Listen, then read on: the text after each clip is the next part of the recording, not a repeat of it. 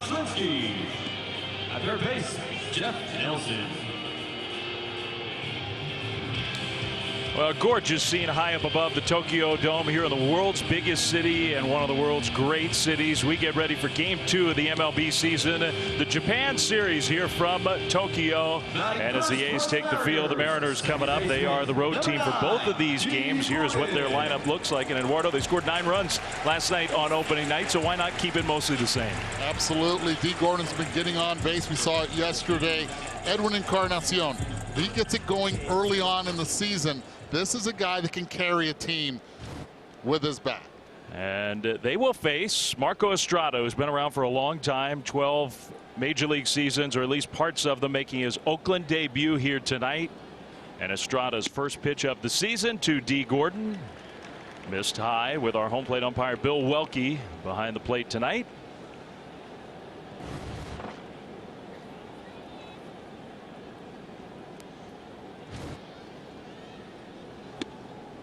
And there's a strike from Estrada, who was signed by Oakland in the offseason, Eduardo. The A's, we know they have lots of questions about their starting rotation. And he is slotted in as the number 2, at least as of now, coming off what was probably his worst major league season last year with the Blue Jays. It is. And again, one thing that he has battled with is health. If this guy is healthy, he is going to be able to help the Athletics. Early on in spring training, got hurt with his back. It's really slowed down the development. He hasn't pitched in the last 2 weeks. So there's a major question about how long he can go, how effective he can be. D. Gordon went after that high pitch from Estrada and hit a foul ball out of play. And the key to his success is going to be his changeup. Everybody talks about it. It's a pitch that he'll throw any count. He'll elevate the fastball, especially late in counts when he's ahead. Well, D. Gordon, who had a big impact for the Mariners in last night's game, almost like he was showing a bunt even with 2 strikes. The count is now 2-2.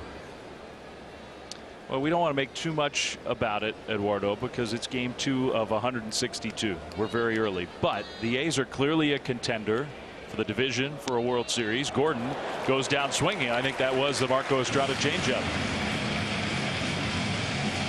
That's a good start for him. Ichiro waiting in that Seattle dugout. He's 9th in the batting order. We'll talk plenty about Ichiro Suzuki tonight. Could be playing, could be the final game of his extraordinary professional career. 9 seasons here in Japan and 19 years, if you count this one, as a big leaguer, going to the Hall of Fame. You saw the starting pitcher finish with his warm-ups as well. Yusei Kikuchi, he'll make his major league debut tonight, as Mitch Haniger goes after the very first pitch from Estrada and skies one up against the roof of the Tokyo Dome. Out of play, foul ball, strike 1. Trying to get ahead of before he throws that changeup. One thing that right-handed hitters do have an advantage against Marco Estrada. This is where Estrada has to now combat and start throwing a little bit more curveballs, and I expect to see that this season. The Oakland Athletics like to get more out of their pitchers when they bring them in from other organizations. I think that curveball is going to be used heavily. We'll try to show you some of the defensive alignments. The A's will be pretty aggressive, shifting on the pull side for the right-handed hitting Mitch Haniger, who goes after the second one and fouls that one out of play. It's quickly 0-2. I just want to go back to the big picture point. The A's have power. They have defense. They have a bullpen that could be one of the very best in the game. The biggest question by far for Oakland, by far, is their starting rotation. And they need performance from a lot of guys who didn't necessarily have great performance last year, and I think Estrada is near the top of that list. Now, doesn't that sound like the Oakland Athletics last season going into the season? Most of their starters were hurt. A lot of question marks when it came to the rotation. Yes, they had Sean Manaea early on before he got hurt, but this is a guy that can, this is a team right now that has to try and figure out how they can bridge it. I mean, Brett Anderson's had a hard time staying healthy. Frankie Montas really doesn't have much experience at all. Haniger ripped that one, a fair ball inside the foul line toward the corner. And Mitch Haniger, who was mostly quiet in last night's game as his teammates came to life with the bats on opening night. Haniger has the extra base hit, a one-out double. Mitch Haniger, he became the star of the Mariners last year. And that looked like that changeup. It was not A great one. Haniger was right on it. He was on it. He went fastball up. One of the MOs of Marco Estrada is once he shows you up and you lay off it, then you have to be careful with the cambio. I got to learn how to say that in Japanese, the changeup. Well, just give us a few more days here, and we might do the whole broadcast in Japanese. We're trying to learn as much as we can. Jay Bruce takes strike one from the A's right-hander. Many of the baseball terms are basically English words with a little flair. Not all, but here in Japan they have adopted many baseball terms that they've just sort of used the English words in their language. So it could be that changeup is one of those. Bruce pops one way up there. And with that roof not totally routine, one Gold Glover calls off another. That's a good problem to have when you got two Gold Glovers coming together. Never knew that gold trumps platinum, but it did right there. In this case it did. Matt Olson was a Gold Glove winner at first base. Matt Chapman was the Platinum Glove winner in the American League last year, and by almost every metric you could find was the best defensive player in the big leagues last season. So two down for the designated hitter, Edwin Encarnacion. Yeah, you were right. Gold trumped platinum. At least gold was louder. Encarnacion, who had, I thought, a couple really nice at bats in last night's game, drew a couple walks that were part of Mariners rallies. And he goes after the first pitch. And again, it's Marco Estrada. That's what he does. He has to be able to get ahead. It's not an overpowering fastball. He'll pitch off that changeup. Right-handed hitters will do and will see that pitch a lot better than the left-handed hitters. Reason being, it will not run away from them. It actually comes into their barrel. Haniger's got good speed. He's the runner at second. Chance for the Mariners to get ahead. That's in game two. And he did go for it, apparently. That's the pitch I'm talking about, the curveball. Has to be able to throw it effectively to right-handed hitters. Has to up the percentage. I guarantee you, if he stays healthy all season, that percentage of the curveball will be a lot higher than it's been in the past. Well, it worked there. Encarnacion couldn't hold up. Lance Barksdale, our first base umpire, said it was a swing. Now it's 0-2.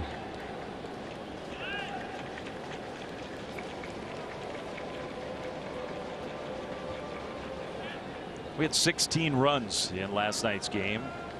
The Tokyo Dome, by dimensions, is a representative ballpark. It would fit in the major leagues. 329 down the lines, 400 to straightaway center field. But this ballpark plays small. It does. There's not a lot of gaps here. It's different for the hitters and also for the outfielders. High fastball. Encarnacion laid off. Almost the same sequence that we saw against Haniger. Went up, elevated, 1-2 count. He went changeup to Haniger. Let's see how he makes the adjustment, or if he goes changeup here out of the zone. Josh Fegley is the catcher tonight for Oakland. Giving the signs. 1-2. Encarnacion pops that one up. I like it. Went with the fastball. And Olson will catch another pop up. Looking up at that roof. Yusei Kikuchi, big news here in Tokyo, makes his major league debut next. That matters here to the people of Tokyo, Japan, and this great baseball country. Yusei Kikuchi, after years of starring in the NPB, the professional league here in Japan, has signed a big major league contract in the offseason with the Mariners. Tonight is his major league debut, and it is sort of ironic that he finally makes his way to the big leagues and then comes back home to pitch for the first time in a Seattle uniform. Absolutely. And the nerves, this is something you can't explain right now, but what a moment for Yusei Kikuchi to be able to take the field here in the Tokyo Dome. Place where the Tokyo Giants, the Yomiuri Giants, are known as the Yankees of Japan. The lineup that Kikuchi will face here tonight is a powerful one. The A's were third in big league baseball hitting home runs last year, hit 3 on opening night.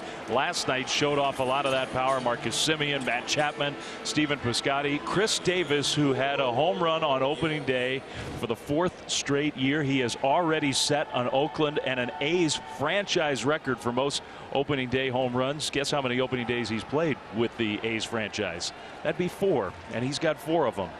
So be careful against Chris Davis. First things first, Marcus Semien.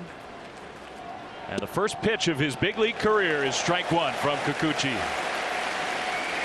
And the ovation that he got when he took the field was just about as robust as the one that Ichiro got. It did. This is the only appearance he's made where Ichiro had played already 3 games coming into this one. The 2 exhibition ones and yesterday. So what can we expect to see from this young left-hander? Again, balance on the mound. Watch the double pump, and most importantly, he'll use both sides of the plate. Good velocity, not afraid to use the fastball. And the composure that he has on the mound does not panic even when runners are on base. And you figure that he might have a little bit of an advantage. Bob Melvin, the A's manager, even talked about it, where the A's have not seen him, not in a Cactus League game, not in a regular season game, obviously. Semien behind in the count, 1-2, and there's that big breaking ball. He took it. Good pitch, misses middle. Try to get a little bit of the chase right there. Now let's see if he attacks inside. 2-2 is high. 3-2. High but effective. Semien right there off balance a little bit. You see him falling back. Opens up middle outer part of the plate for Kikuchi to attack. Well, you know that he does not want to walk the first big league hitter that he faces. Full count, 3-2. Semien just kind of squibs one on this slow turf. Kikuchi makes a pretty darn athletic play, picked it up and got to first base ahead of Semien. Add athlete to it also. Okay, we're building our scouting report on this guy. Check. Gets off the mound well. That was pretty impressive. The ball dies on this turf. This is an artificial surface. It's got the field turf style artificial grass that we see at Tropicana Field in St. Pete, but it's longer and slower. It is, and it was just put in March 7th. Off the end of the bat. Now it's a race. The first had to divert. Didn't even use his glove, barehanded right there. Good focus with all that English on that baseball. Take that smile. Maybe in some ways it's the perfect first result for a big league career. Have to get off the mound, get a little sweat going right away. It does not get easy though against this A's lineup. Matt Chapman, who swung the bat very well last night, his first at bat tonight, takes strike 1. Oh, he gets that pitch. He'll start trying to open up the zone a little bit more. Narvaez is doing a great job and worked on it during the offseason and then in spring training on his framing. Omar Narvaez, a new Mariner, as so many are. This roster has had so much turnover, and he is going to catch, not every day, the position won't allow that, but he's going to catch a lot for Scott Service's club.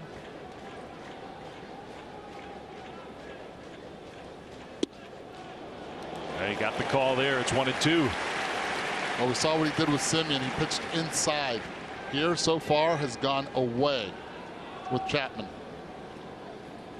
You know, Chapman is a good opposite field hitter. He's got power to the opposite side. He hit a home run to right field last night. He's not going to hit a home run here. He goes down swinging. 2 down.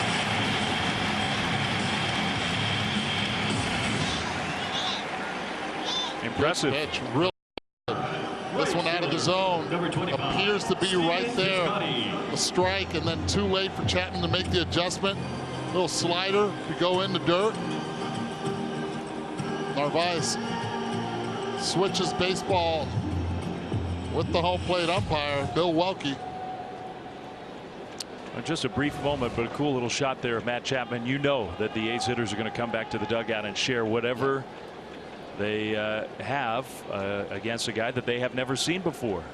Same high school as Shohei Ohtani, a baseball powerhouse.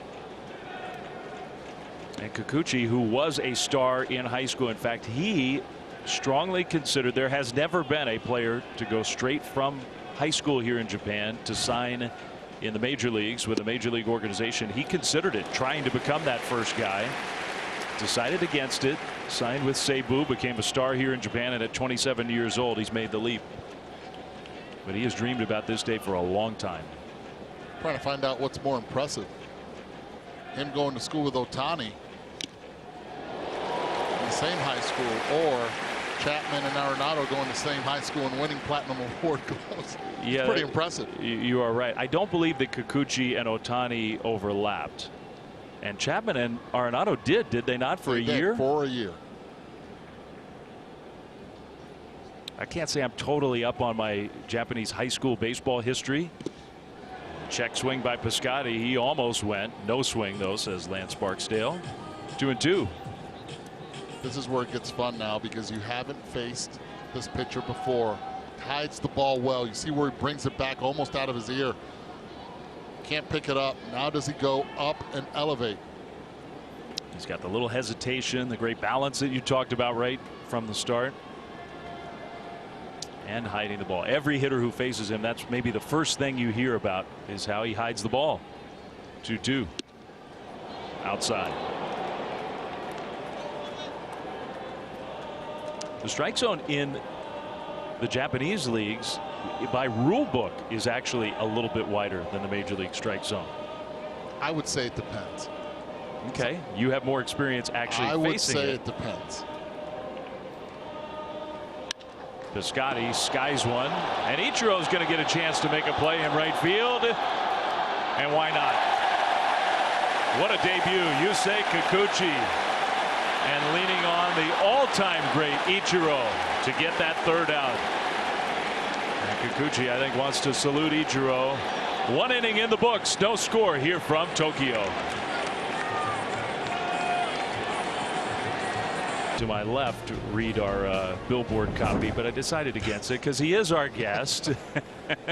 One of the all-time greats. We've been saying that about Ichiro these last few days. I think we could say it about Ken Griffey Jr., who is here on this trip with the Mariners and the A's in Japan, and has come up to say hi to us here in the broadcast booth.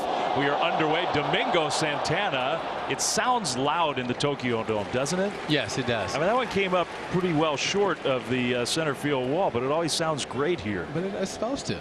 You know, as a hitter, you want that sound. Yeah, but when you're playing defense, you don't want that sound. Okay. Let's get that. No, as a hitter, you want it. As a I mean, how much of that did you use those cues? Could you hear when you were in center field? Was that part of how you were a 10-time Gold Glove winner out there? No, I just watched people how they came out the box. Okay. If you, like Dave Henderson, when he hit it and you saw his hands like this, don't run. It's not coming back. But if you see a guy hit it and start running, you know, you have a chance. You got a chance. So that's, you know, a little monitoring right there, watching these guys see what they do. And it's tough when you have a little guy with some pop, and he hits it, but he runs like that all the time. You know, when Ricky hits it, you know, he start grabbing his collar, and you know, don't go. Yeah, don't embarrass yourself. Yeah. You've had Ricky Henderson here with you on this trip. How's it been hanging out with Ricky? Good. I mean, he owes me a basketball game. He got me when I was 12, and he has yet to let me redeem myself. But you know, I'm gonna bring some shorts this year to the Hall of Fame.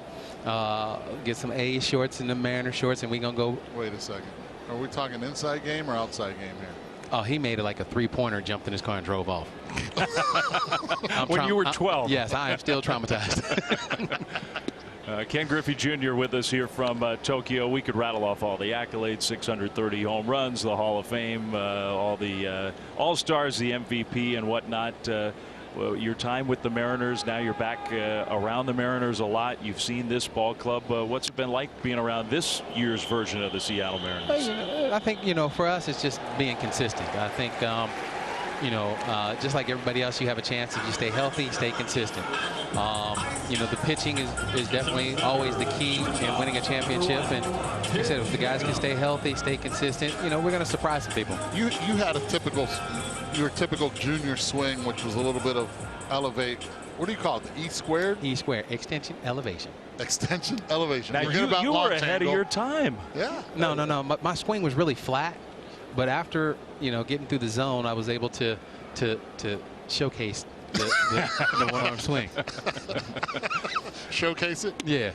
Everybody's trying to lift and elevate now. We were hearing those launch angle terms all over the place. Would you have used all the technology that these guys have at their disposal? No, I grew up where you hit line drives. Line drives are going to get you paid. If it happens to go out the ballpark, it goes out the ballpark. But I tell everybody, that long walk back to the dugout. There's a smash. Tim Beckham, who's swinging the bat very well here. And he doesn't want to leave Tokyo. He had a great opening night last night and gets a 2-out base hit here. But that long walk back to the dugout after striking out, and you got to put your helmet in the helmet rack, your bat in the bat rack, and then walk past your teammates, and they're just looking at you. And it's changed because they don't even care no more. Like, it's just an out, which to us, there's such a thing called productive out. If I can get a pitcher to throw 8, 9, 10 pitches, and I come back after striking out, nothing. Nobody says anything. I battle. But when you're in there for 4 pitches and you come back, that's not doing your team to me, that's not doing your team a service. He talked about line drives. Yeah. I'll tell you this. In 1976, he hit one right back at me. Hit me right in the forehead, and I went crying to my mom during the game at Riverfront Stadium. This was in the tunnels of Riverfront Stadium. I went crying. I got on that elevator, said, Mom, Junior hit me. She goes, where'd he hit you? I said, right here. She goes, why? I said, he hit a line drive right back at me. She said, get back down there, son. What are you talking about? Get back down there. You two have known each other since you were how old? Oh, wow. 4 or 5? Yeah. That's pretty amazing. Yeah. Growing up around that Reds, those great Reds teams in that Reds clubhouse, and you two were pals. Yeah, I'm still scared of Daddy.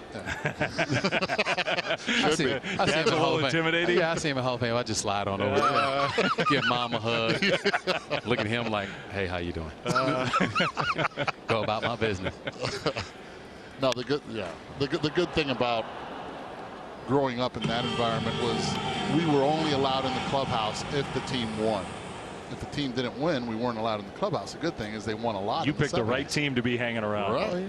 Oh yeah. And if, we would be mad at our dads when they lost. That drive home is like, when you do something in Little League and your dad drives you home. Well, it's the opposite. Why did y'all lose? I can't believe Why you didn't did you hit strike that. out? Yeah. We're asking those Why were questions. you caught stealing? Yeah. That's great. And so, my dad struck out in Puerto Rico one time, and I grabbed his bat and I looked at him and said, I could have hit him. And he just looked at me. He sent me home the next day. You were probably right. That's the thing. I was like, oh, yeah. He was like, come get him. I sent him home. Now, we saw you last night here taking on a little different role, didn't we? You were down in the photographer's well taking some shots with what looked to be a very serious camera. Well, yeah. Do a little something. So is this like a hobby or? Learning. Okay. I got friends, Scott Clark, Phil, Ben, all these guys help me, from. Wow. That one sounded good. It looks good. It is gone. My goodness. Break that down. You're the analyst right now. On what? On that swing. He got a pitch he can handle, and he deposited it nicely.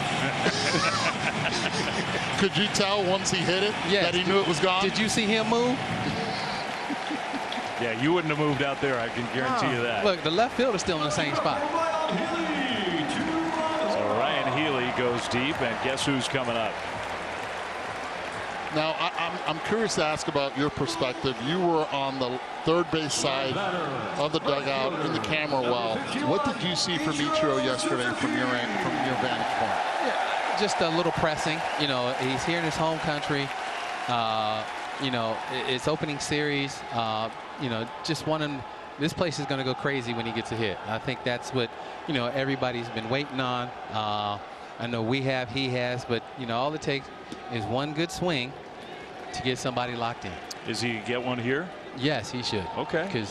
Because then I could be real happy. Yeah. And I bet more than 45,000 people in the stadium will too. So this is, it's one of those things. You've got a guy who's, played here for 7 years, 8 years, comes to the States. 18 major league seasons. I mean, this is great. I mean, this is why we come over here and they come over to visit us to play. Doesn't matter how big you are, guys can play. Well, we know that a bit. Ichiro. Bill Welke gives a strike to Marco Estrada. One of the true all-time greats. He'll join you in Cooperstown. As soon as he's finished, it'll be 5 years from then. Yeah. He'll be there with you. Pops that one up.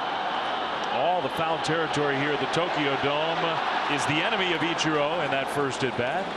And so the side is retired. Now, Junior, are you able to stick with us for another half inning? Can we keep you for a few more minutes? Yeah. Okay. All right. There we go. Yeah, we might even show a few of your photographs from last night. Oh, boy. Maybe. We'll see after That'll be this. good. Come on, man. This is me. Told you I had help.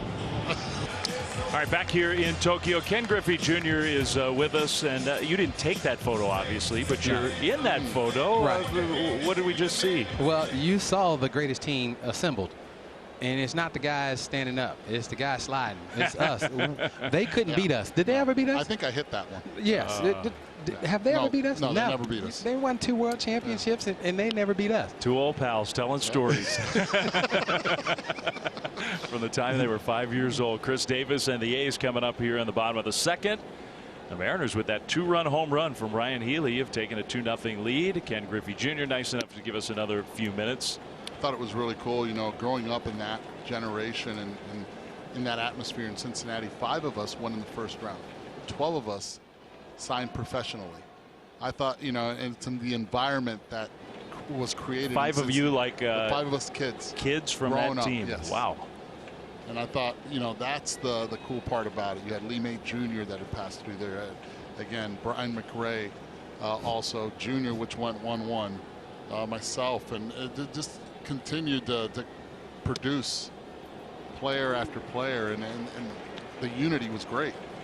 And to this day, we still have a mutual respect for each other. Well, once in a while.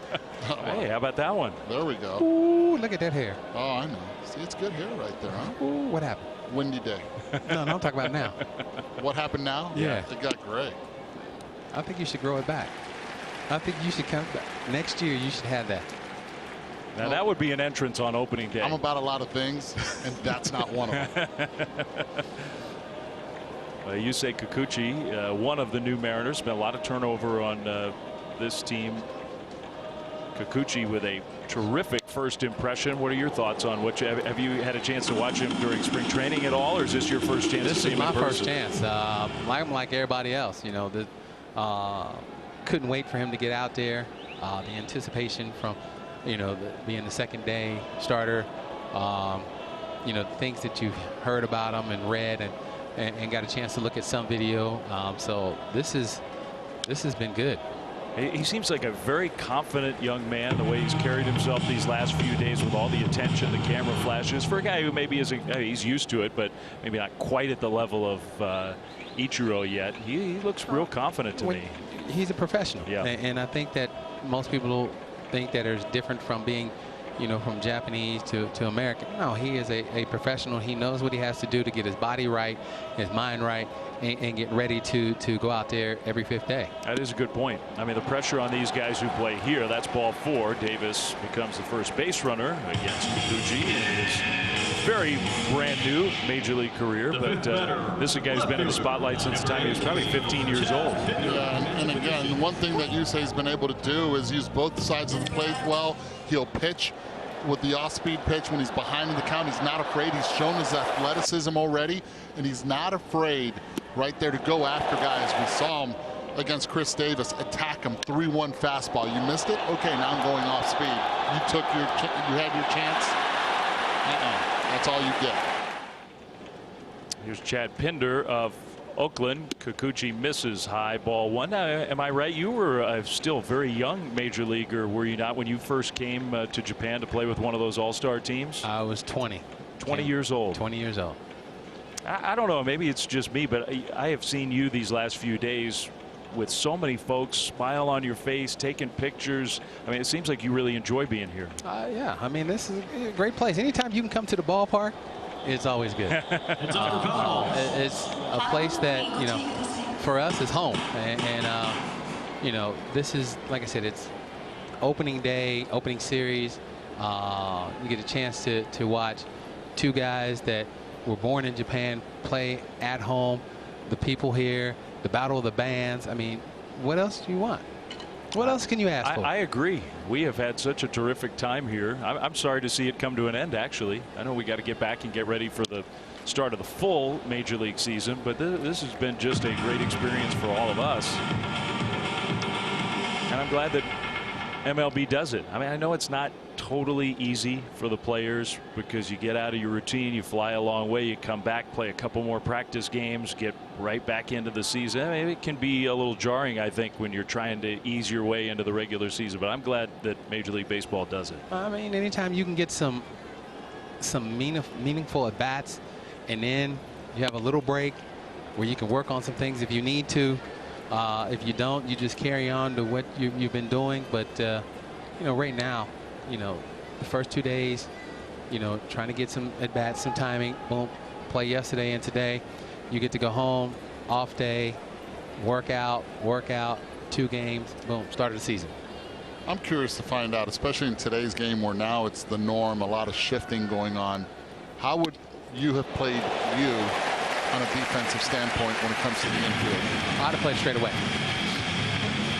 You would have. What? That's just me. You asked me how I played me. Yes. I said straight away. You didn't ask me.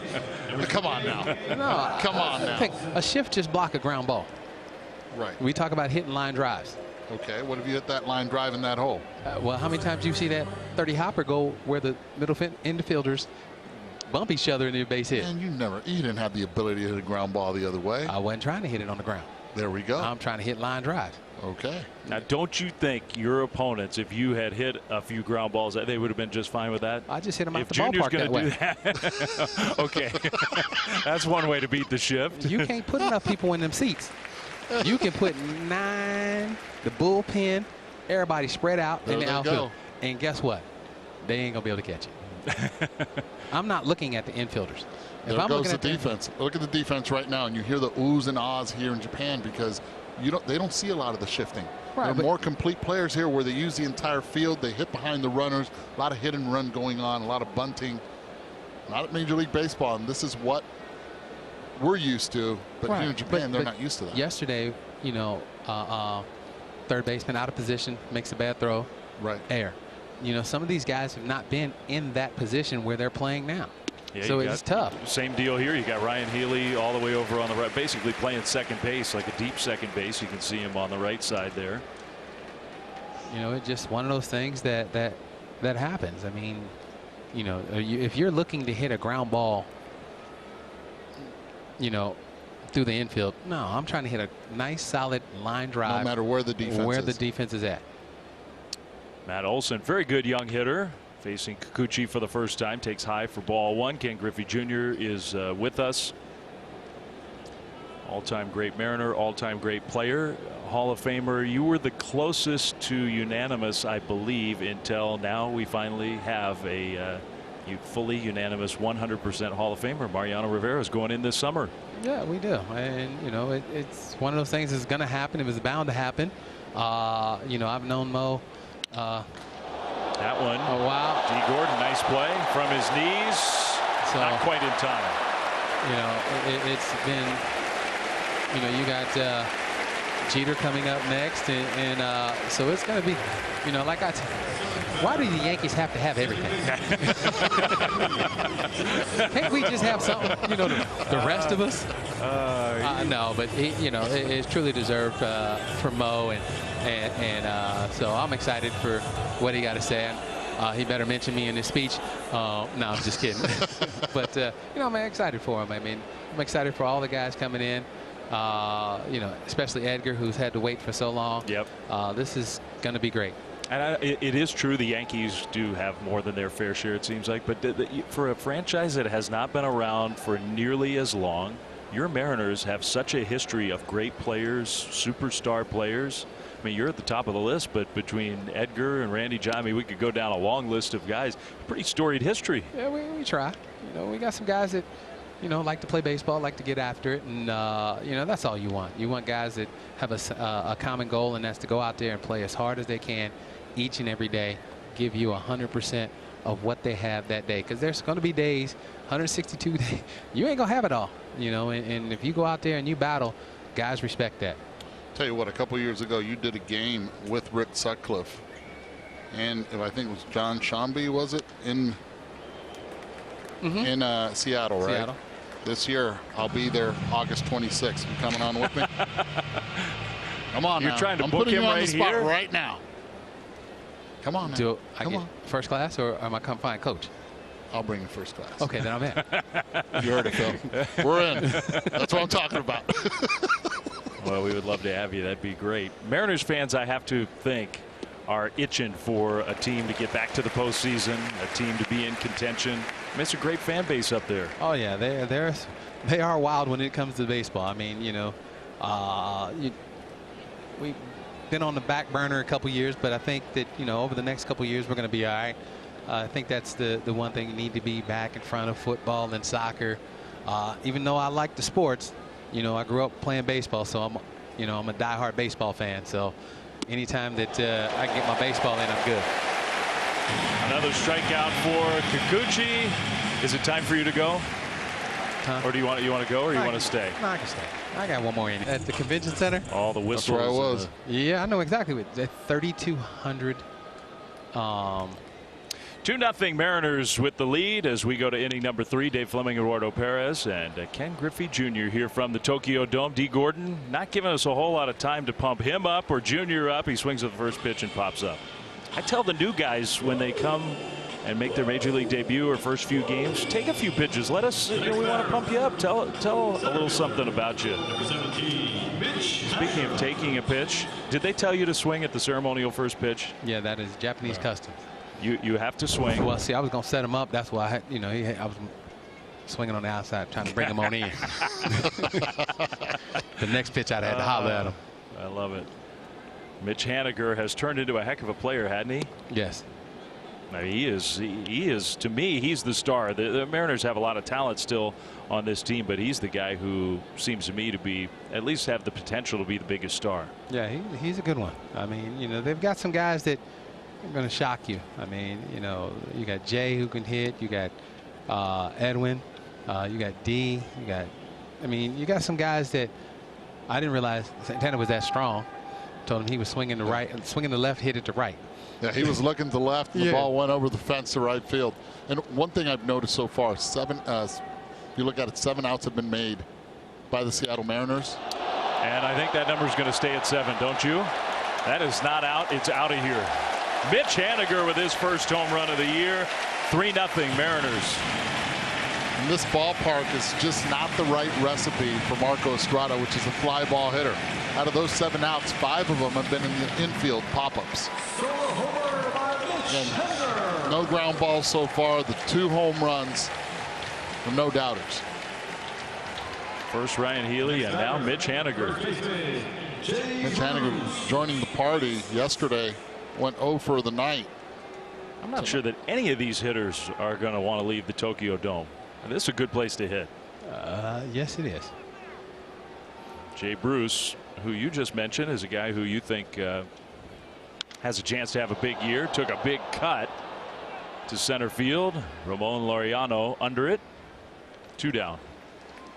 And we keep hearing about all the young talent that the Mariners now have in the minor. It may be a couple years from seeing those guys regularly, but it does sound like that your old team has a lot of young talent in the minor leagues. Yeah, growing. I mean, everybody needs to take a step back and look at what they have. But these guys have, the guys that are up here and the guys that'll be here shortly are guys that you can build on.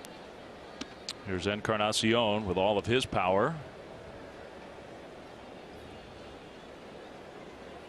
Well, Mitch Haniger, a great deal from the Arizona Diamondbacks. Had the breakout year last year and seems to be well on his way. Everything we heard from Scott Service was watch out for Haniger. I mean, they just loved how he looked all spring training long.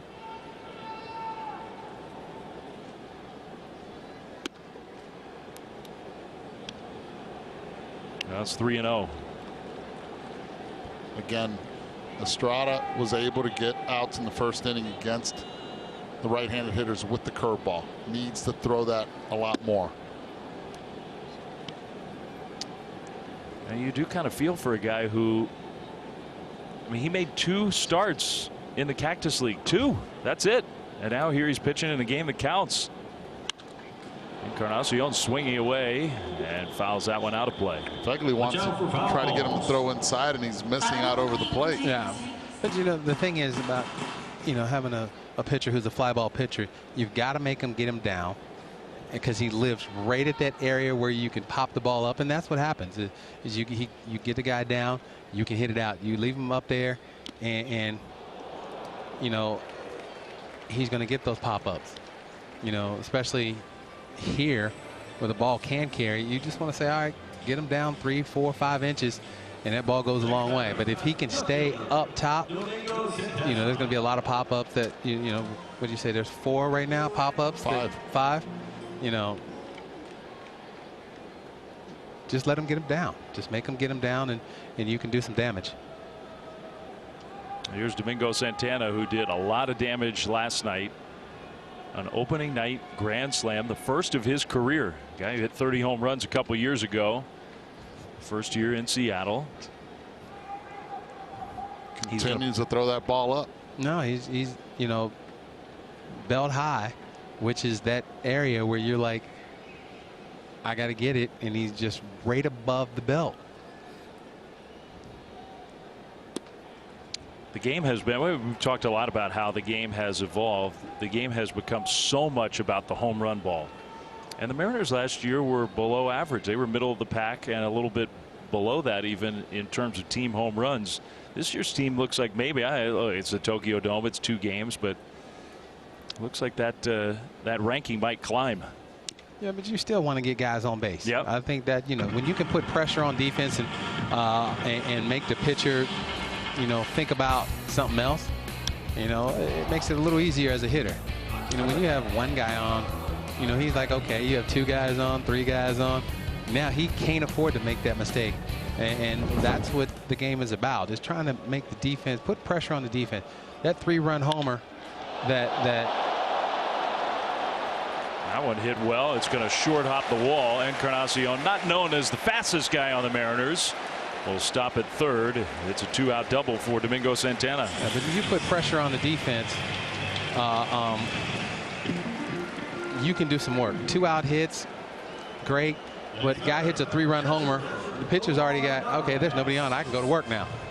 You know, but you get guys on and have that carousel keep going, you know, we're happy as hitters. How much do the Mariners players, whether it's in the Cactus League, if you make a visit for a while or whatever, if you come to Seattle to watch the team, how much do guys ask you, hey, we look at my swing? Or we talk all the time. Yeah. I think, you know, the guys know that I'm a open source of information. If I don't know, you know, I got plenty of people that I can call and ask questions, because hitting is not about, you know, my way, your way. It's about trying to get the best out of your ability.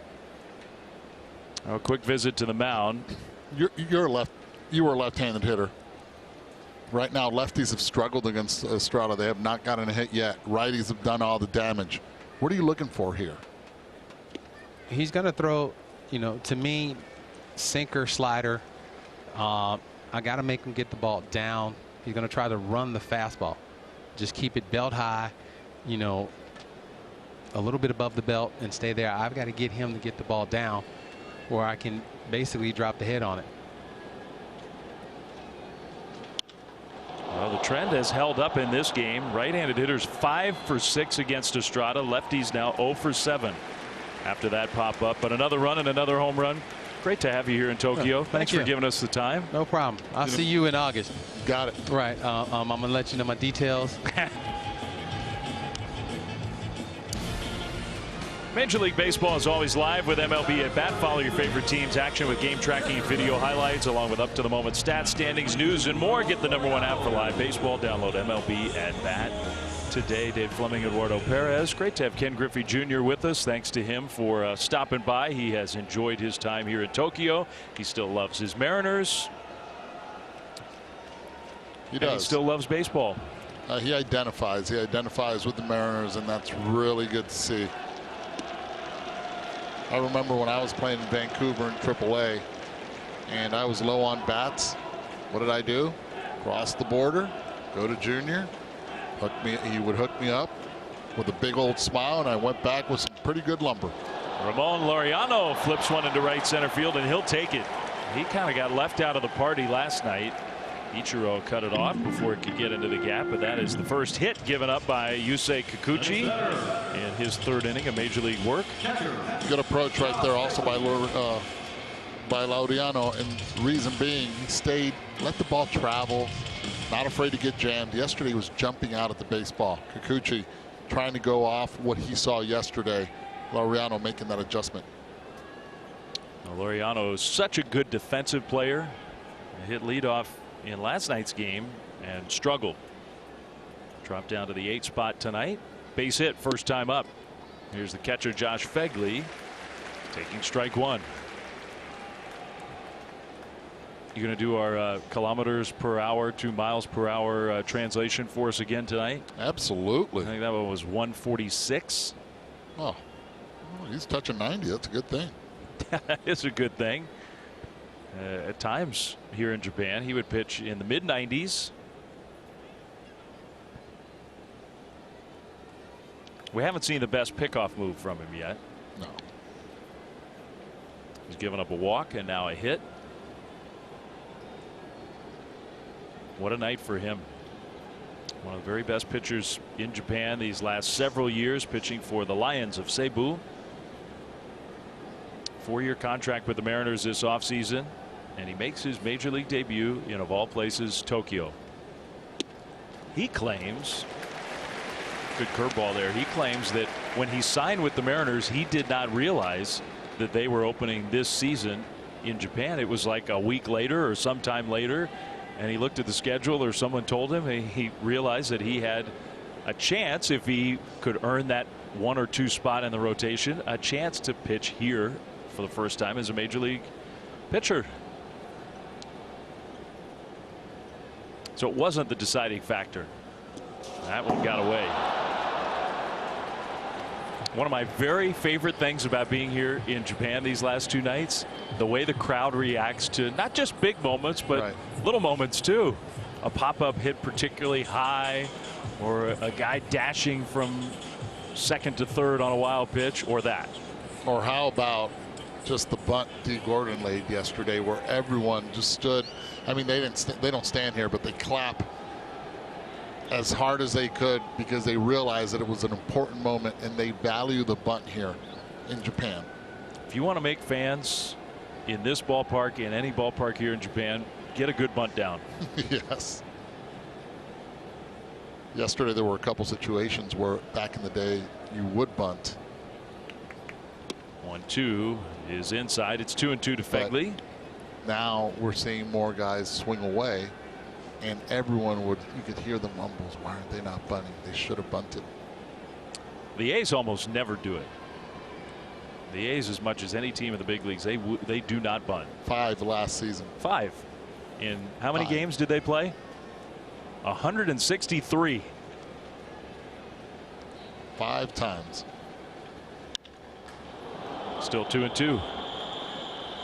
So that one was at 141 kilometers per hour. It's 87.5 miles per hour right there.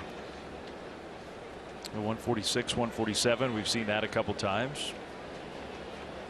But it's how effective he can pitch inside. Gets you to speed up the bat, and then we've seen that breaking pitch that he can throw to both sides of the plate. He's not the first Japanese-born player to pitch here in Japan. Daisuke pitched, but he is the first Japanese-born to make his Major League debut in his home country. He's wearing that honorary number 18. In Japan, he wore number 16, which is also a distinguished number, mostly because I think of one pitcher. Hideo Nomo. But number 18 has always been the number that the ace of a staff here in Japan will wear. Fegley flips that one to shallow right. Gordon and Ichiro come together. It's the second baseman, D. Gordon.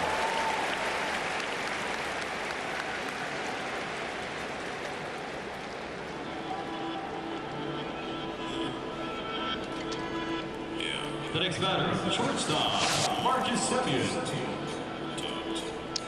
It's a pretty cool thing to be able to do this, huh? Fernando Valenzuela, who pitched in Monterrey, Mexico. Javier Vasquez made 4 starts in Puerto Rico in 2003. And he's here also. He is here. Daisuke here in Japan.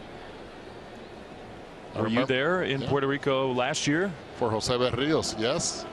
I was there for that one also. So was Carl Ravitch and Tim Kirchin. And now Yusei Kikuchi adds his name to that list.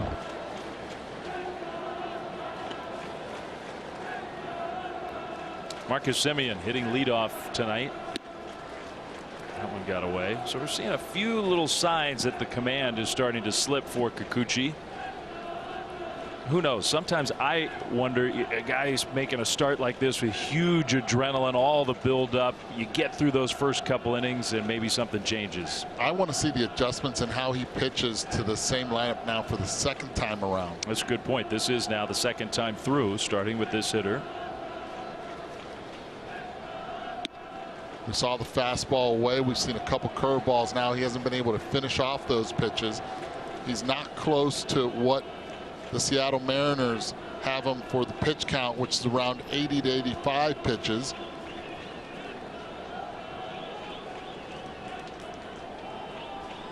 .20 count, hitters count, second time around the lineup. Marcus Semien now at least has seen him. And a long way to go in this game. We saw that last night where the A's had to play from behind a couple different times. And with the power of this Oakland lineup, they can do that. They can. And Scott Service, the manager for the Seattle Mariners, he understands his bullpen is not that deep. So he's going to continue to press offensively. Close. Good pitch, though. Good, well executed pitch in the top part of the zone. Kikuchi wanted it. You saw the reaction.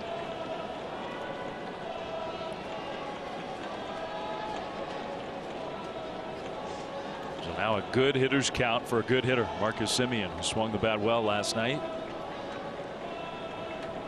3-1. Swing and a miss. Yeah, there's a count that you would sell out knowing 100% the fastball was coming with no outs, runner at second. This is it right here, especially knowing you got big time horses coming up behind you. Again, 3-2. I'm looking for the same thing. Throws anything off speed, hats off. Well, let's see. 3-2. He did throw something off speed. He executed well. He's showing you that he will do that now ahead of the count. That's what's going to give him success. That's what makes him dangerous. Kikuchi's had 3 strikeouts so far, 5 swings and misses total. That's that slider that Chapman saw earlier on. Then he goes up right there and then in. So he's showing different angles, different pitches, the ability to get and entice the swing and miss. That was a big second out. He's gotten a couple of pop-ups in a row after the leadoff hit by Laureano, who was at second. A's trailing 3-0 in Tokyo against the Mariners, who won game 1 last night 9-7.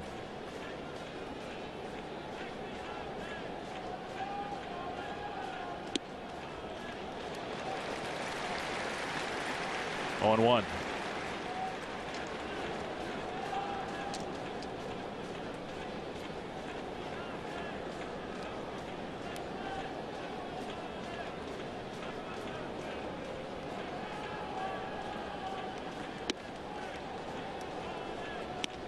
One ball, one strike, the count to Chapman, who struck out swinging. One of those nasty breaking balls we saw just a moment ago.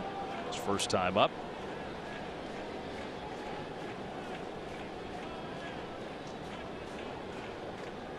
One of the great young hitters in the game against a guy that the Mariners hope becomes one of the great young pitchers.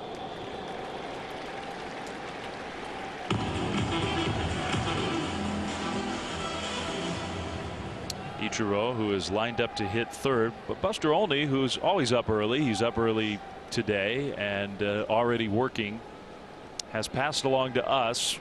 And sort of what we were hearing was possible, but Buster has confirmed a local news report that Ichiro has told the Mariners he is going to retire after this game. So we think that's true now, and that makes this an even bigger night for Ichiro, who's coming up in Tokyo when we come back.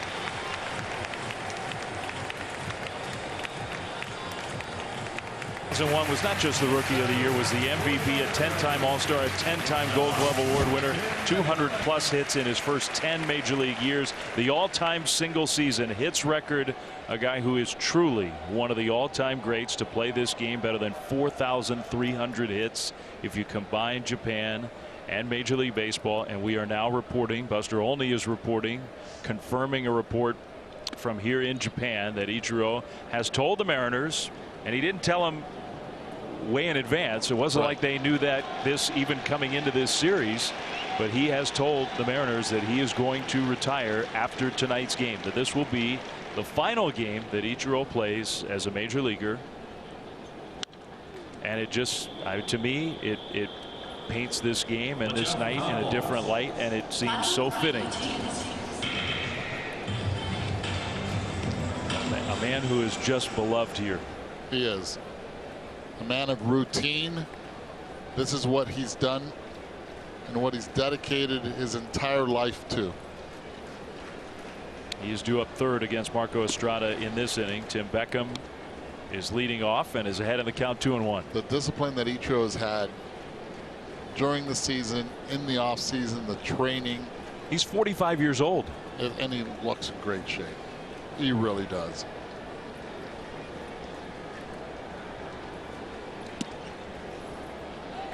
That one got away from Fegley. It's 3-1. And if you think about it, this is a player that's never at the major league level had to use a hitting coach, because he's so unorthodox when it comes to a swing that really a hitting coach doesn't even understand how to begin to start explaining to him things. And he's never really struggled. This has been his biggest challenge now in spring training. The struggles he's had, pressing, knowing that the end could be near, and now we're hearing the report that where he started his career in Japan, now he's ending it as a major leaguer in Japan. That one skied to center field. Laureano is under it. One away. Now look, we know Ichiro he's not been a regular player for several years now. So it's not like the struggles of this particular spring training were brand new, but he has never wanted to talk about it. He defines himself as a baseball player. That is what he does. That is his obsession. That is his passion. And number 51, when you say that, when you see that here and in the United States and in the big leagues, it means all of those things.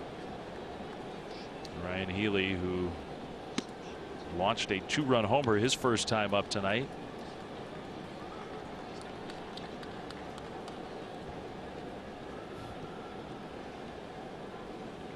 Is very quiet right now in the Tokyo Dome, isn't it?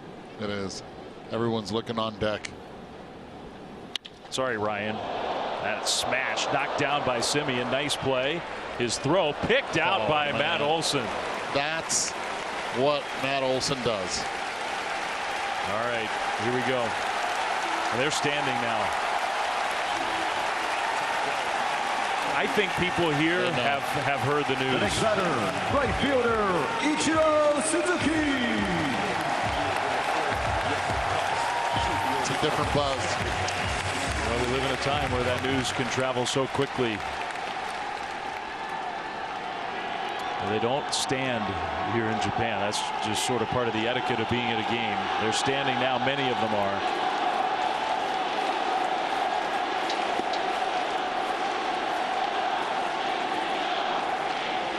It's hard not to root for a hit, no matter which side you're pulling for. It really is. Even if it came on a check swing, well, everybody here would take it. Yeah, a lot of infield hits.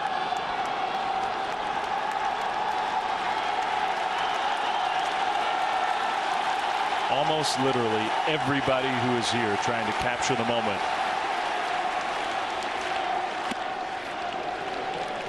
We don't think this is going to be his. We don't know exactly how this game is going to play out, but we don't believe that this is going to be his final at bat. I don't believe so.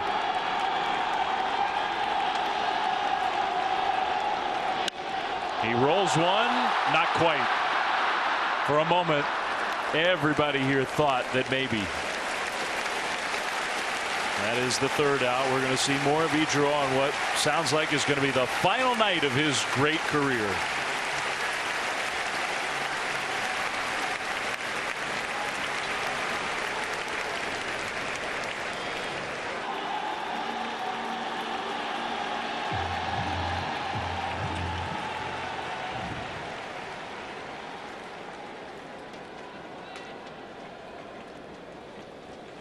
They are just packed here inside the Tokyo Dome, where the A's and the Mariners are playing the second game of 2, the opening series in Tokyo, Japan, to get the 2019 Major League Baseball season started. And some gigantic news as the game has gone on. We were hearing rumblings and rumors, but it has been confirmed that Ichiro has told the Mariners that tonight is going to be his final game, that he is going to, after the game, announce his retirement. Stephen Piscotty hits one foul out of play. The Mariners have a 3-0 lead. Ichiro has had 2 trips to the plate. He's 0 for 2. He's going to get at least one more, we figure. I would imagine that something along the lines, Eduardo, of last night, where Scott Service sort of designed a way to get Ichiro out of the game with some fanfare, give the fans here a chance for a big ovation. I would imagine that something like that would be in the works.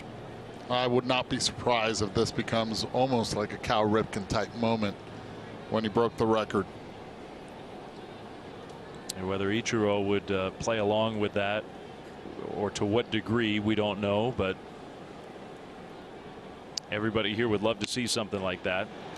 We would never forget it. And Yusei Kikuchi, who is making his major league debut, a huge star here in Tokyo and in Japan in his own right. And it's going to be part of the story of this game, his performance, his major league career off and running, but it's going to be overshadowed. On the ground to third, Ryan Healy learning that position on the fly, made a pretty good play.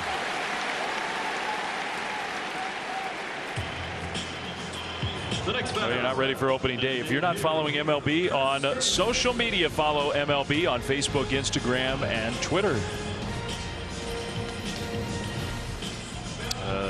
That would be one way where you could follow everything that's going on with one of the all-time greats, Ichiro Suzuki. All eyes in this country are on him last night and tonight, and now even more so. Chris Davis takes ball one. Can't you imagine? You and I have been here in Tokyo for several days exploring this great city. Can't you imagine that everywhere around this city and around this country, if people weren't already finding a way to get to a television, at home, in a bar, with friends, to try to see the final moments of his career? No doubt. And again, I went all over different districts of Japan this morning and this afternoon, early afternoon, and saw so many Ichiro jerseys. Went to Shibuya, an area there, and there were so many young people wearing jerseys not only of the Mariners but also Marlins jerseys. What a feeling that must be for him standing out in right field.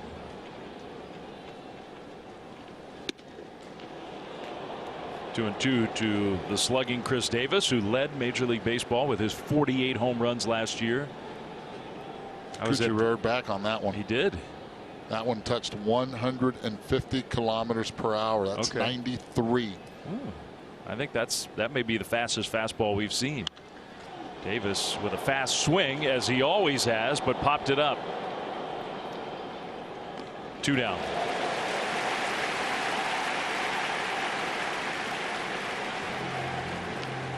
The next batter, left fielder, Chad Pinder. 2 outs, nobody on. Next Thursday, opening day for the other 28 teams, and we've got 3 games for you here on ESPN and ESPN Deportes. The time, if you're back in the United States, will be a little bit more viewer friendly. 1 Eastern, Orioles, Yankees, Diamondbacks, Dodgers from LA, and then the nightcap, Red Sox and Mariners from Safeco. These Mariners will kick off the full portion of their Major League schedule at home against the defending World Series champions. Pinder struck out his first time up. He's behind in the count now, 0-1. Had a good game last night. He's going to play a lot for the A's. Underrated hitter. It's 0-2. Starting to like what Kikuchi's doing against this lineup the second time around, showing him different pitches. Now aggressive with the fastball in. Tries to speed you up. Let's see where he uses this waist pitch. Hit that one toward Ichiro, and just gliding, still so graceful. Now who's going to get that baseball? Now that's a souvenir. 45 years old, playing his final game. Ichiro here in Tokyo.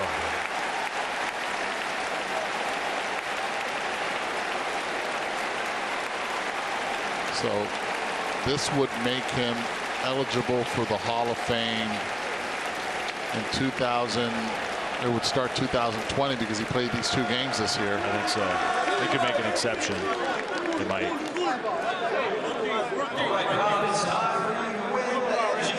I'm just saying, start renting out all those places and then put them on Airbnb. Yeah, no because kidding. the Japanese are going to travel for that, and they'll pay heavy. Sing of the torch night from one great star, perhaps the brightest star of all time in this baseball crazy country, Ichiro, who has told the Mariners. Buster Olney is now reporting that this will be his final game. He did not tell us. He hinted in a way and in his own way that that could perhaps be the case. D. Gordon leading off for Seattle here in the 5th inning with the Mariners leading 3-0, but we are now reporting that this will be the final game of Ichiro's career, and Yusei Kikuchi making his Major League debut, not his professional debut, but another great star from Japan has come to Seattle. Seems very fitting, doesn't it? It really does. Couldn't have written it up any better. Well, needs to get a hit. That would complete the story. Yes, it would. Fegley's got room. Lots of foul territory here at the Dome. 1 away. Marco Estrada has really gotten all these hitters just to get that ball in the air. So far, you look at all the all the outs that the Seattle Mariners have made. Not all of them. Last 2 were in the ground, but the rest have been all up in the air, especially with pop-ups. 6 pop-ups in the infield. It's part of the reason why I think the A's are betting that they can help Marco Estrada get back to high-level performance. He was one of the best pitchers in the American League 2015, 2016. He was really good for the Blue Jays. Last couple years has not been as good. But at the Coliseum, a good place to pitch and a hard place to hit home runs. Perhaps a perfect ballpark for Marco Estrada to get his career turned around. Mitch Haniger, who crushed a home run his last time up and has a double and a homer in 2 at-bats. Continue to say he has to throw that curveball to the righties. He can show that he throws it for a strike. If it's early in the count, it'll make his fastball more effective, and also the changeup.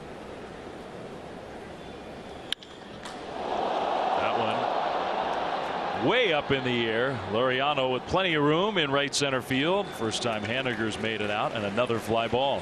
Laureano's 4th put out already in center field.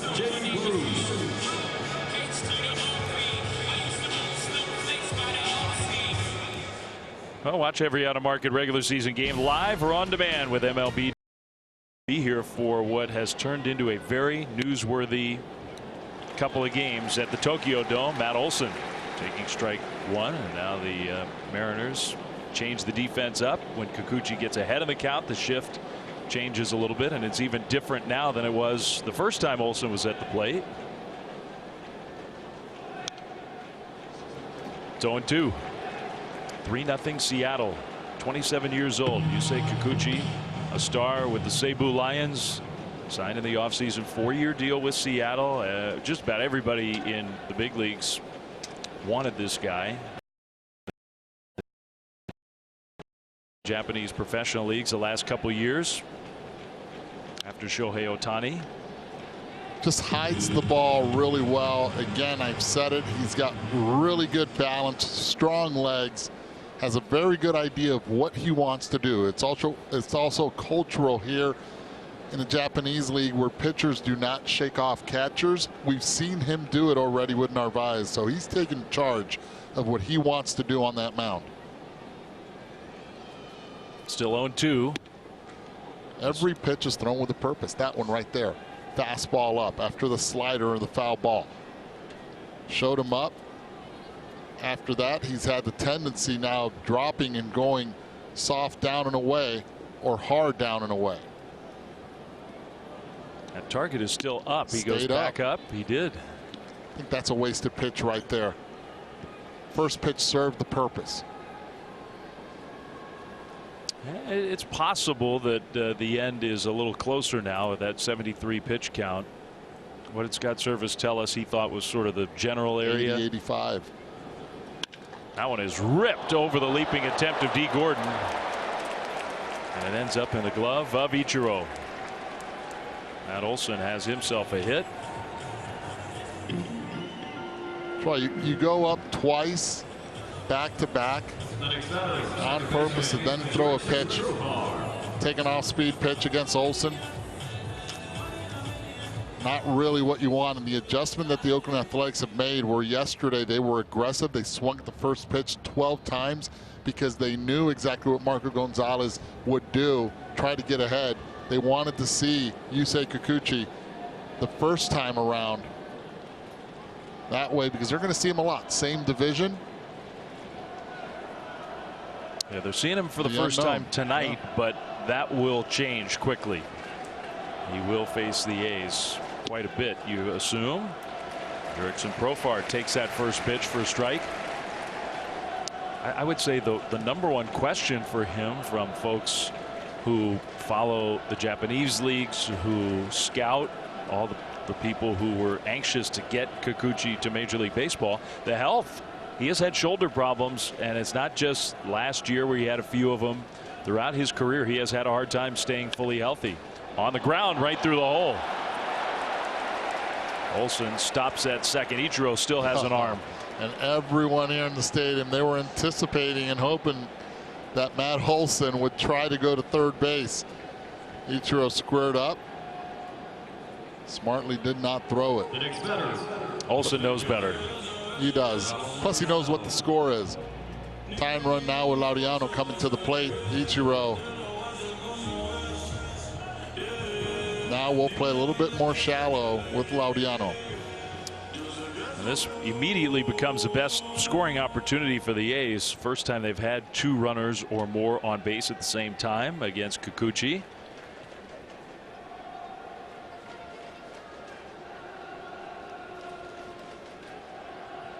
The bullpens are hidden here at the Tokyo Dome. They are behind the dugouts underneath the stands. And we do get a chance to peek in there, and now a little stirring in that Mariners bullpen.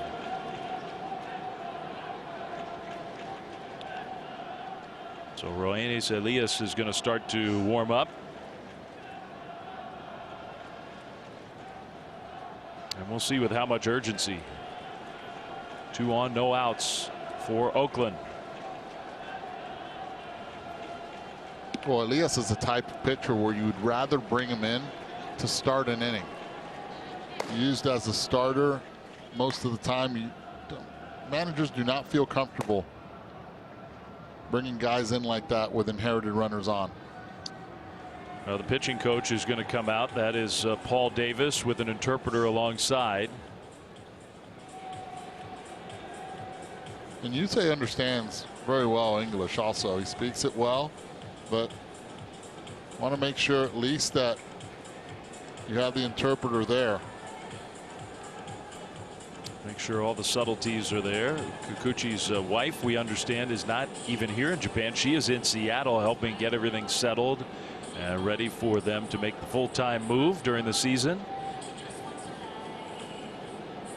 All kinds of adjustments for players going in both directions. And if she's watching right now, if you're watching, Ohio gozaimasu to you. Ohio gozaimasu. Good morning. Well, they even cheered that at the end of the meeting. Kikuchi ready to go back to work. 2 on, no outs, and a 2-ball, no strike count. Laureano, who got his first hit of the year, his first time up tonight, just kind of punched one into right field. Great opportunity for Oakland here. Locked him up with a little cutter right there. Thinking it was going to be middle away. It started cutting in, and you see the uncomfortable swing. See the dot? It's come in on you.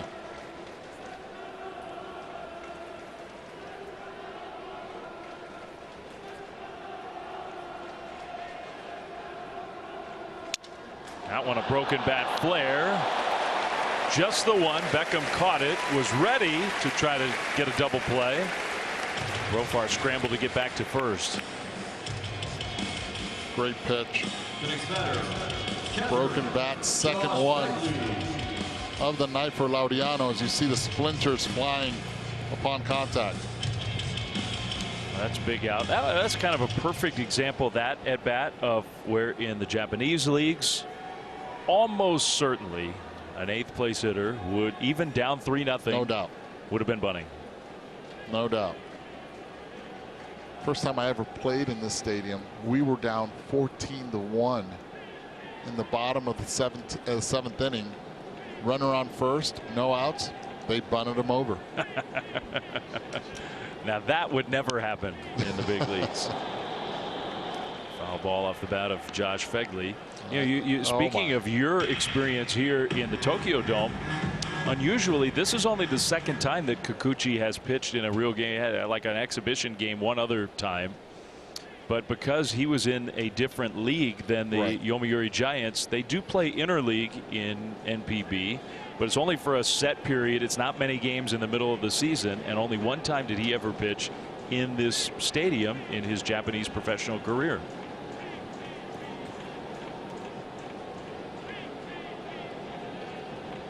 Ichiro staying loose in case he's got a chance for a play at the plate or a play with his arm.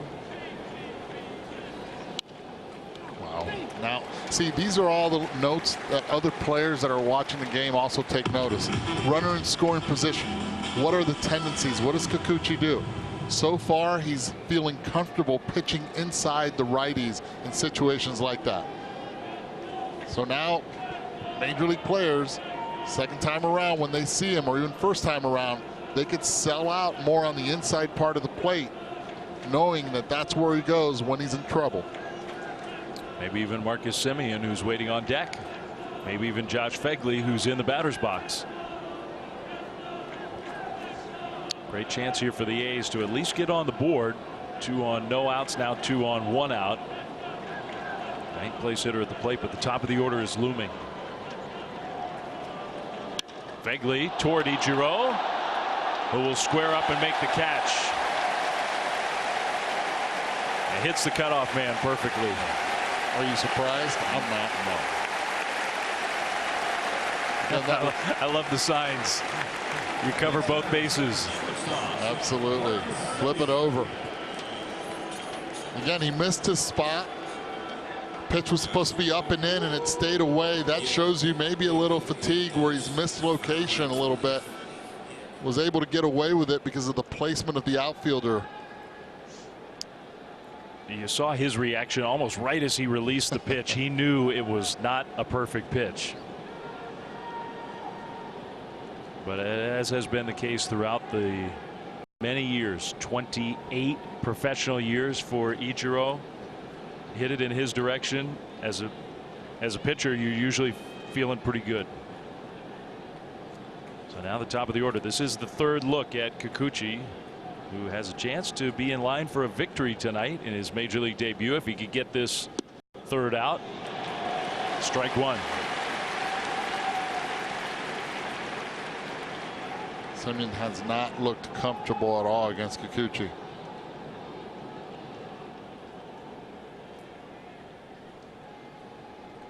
But this is a ballpark where one swing of the bat could tie the ball game. Short porch, especially in the gaps. Kind of locked him up. Did he go? No.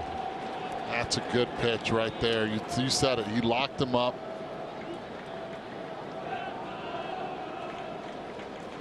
Went to that go-to pitch after showing him the fastball away. Right about at what we figure is his limit. Could be that this will be the final hitter no matter what happens for Kikuchi in his major league debut tonight here in Tokyo. Simeon hits one foul, just kind of squibbed it. It's 1-2. They scored 7 runs last night. It's not like they haven't scored in this series, mostly with the home run ball. They are 3 for 15 in 2 games with runners in scoring position. Another chance here for Marcus Simeon.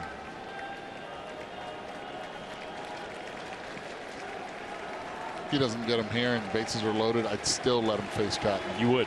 I would. Hasn't had a high stress inning until right now. Not going to pitch for a while, as this is the last game they play until they open up against the Red Sox on the 28th. 1-2. Tried to get him with that backdoor breaking ball. He wanted it. I think it was outside. It was. Time to go back to that cutter in. Great strength in the legs. He was a big, strong-looking guy when you stand next to him. This has been the highest stress inning by far for Kikuchi.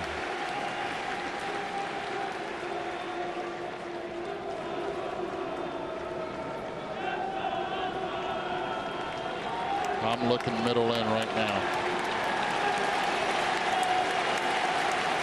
20th pitch of the inning. It is in, but way in. Good save by Narvaez. Full count, 3-2. That does give those base runners the extra advantage with 2 outs. And a 3-2 count, they can get the head start. Has to go to that slider. Tough decision right now for Scott Service. Do you bring in Roenis Elias with the bases loaded, or do you allow Kikuchi to get himself out of this? He is definitely ready if need be. Mariners hope they don't have to make that decision. Here we go. 2 on, 2 out, 3-2 pitch, and a foul ball out of play. Went with that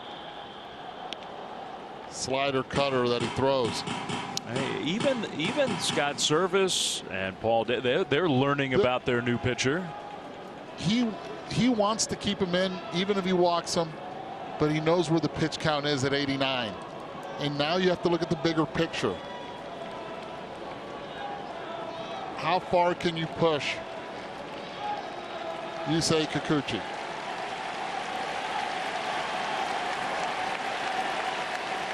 Another 3-2. Simeon rips one foul. Okay, you've shown him twice already with that slider in. You cannot go back in there for a strike. If you do, you better hope he swings over it and misses it down in the zone, or you can go fastball hard away. 3 times showing a major leaguer that pitch after already seeing him for the 3rd time. Very risky. 8th pitch of the at-bat here to Marcus Simeon. Right back up the middle. Hard hit, base hit. That's going to get the first run home. Olsen will score without a play. Simeon comes through. It is 3-1 Mariners, and we'll see. You have to think that Scott Service is coming out, and he is. He didn't want to do it, but he is. I mean, still, I think you have to be really impressed with the way that he pitched, with all the pressure, the attention in his major league debut. He's going to get a big ovation, isn't he? Coming off the mound. Absolutely. He deserves that pat on the back. But the A's have broken through. And Kikuchi, yeah, you got to come out of the game now.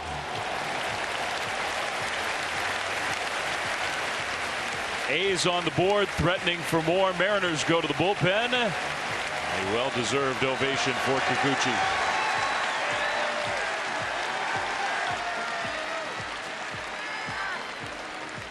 Made it.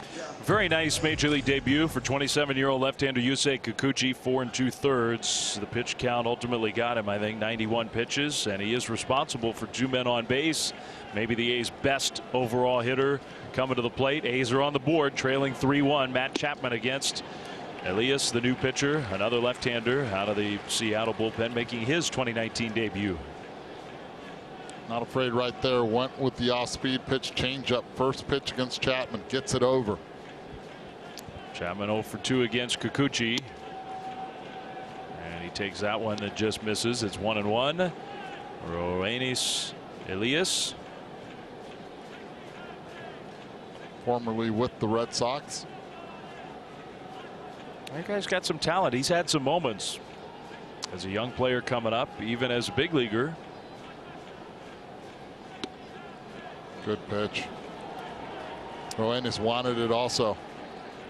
We've talked about how Oakland's biggest question mark is in their starting rotation. I think the Mariners' biggest question mark is in their bullpen, where they have had huge turnover. Last year, 23 big league appearances, a 2.65 ERA. Not a huge number of strikeouts. Chapman, a little tapper. Elias is going to take it himself, and the ball is dropped by Jay Bruce. Profar will score. It's a 1-run game. I don't know what happened. Tied himself up. That's one of those plays where, as a first baseman, you give him a good target, but you know that a lefty usually throws a little two-seam action at you. And the glove position of Jay Bruce worked against him. He locked himself up right here. Roenis makes a perfect throw, but the angle of which he threw it, Jay Bruce taking his eye off the baseball, not being able to make the play. Perfectly done by Elias. Coming right out of spring training. That's something pitchers do often. Well, Jay Bruce has been around a long time. He's not played a ton of first base, but he's played enough, and that was, by his standards, a routine play. Error on Bruce, and now the A's have a chance to tie the game or more. Should have been the final out. Should still be a 2-run lead. It's 3-2. Scotty was out in front. Did everything right against Chapman, a guy that's been swinging the bat well in this ballpark. Get the soft contact, and right now Kikuchi, all you can do is watch as Roenis Elias has to go against Piscotty.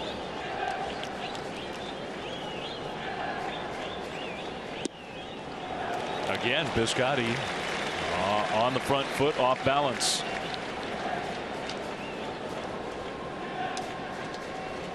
That's a Henko Sudo. It's a changeup. Okay. See, I learned that word. We're getting the terminology down. Jay Bruce has started 33 games in his long major league career at first base, including tonight. So some experience, not a whole lot of it. Time to go back to that changeup. Showed him fastball up. You don't have to repeat there again. Change eye level. 1-2. Scotty strikes out swinging, went back to the changeup. It was a great one. A hand from Kikuchi. His night is done. Mariners hold on to a 1-run lead.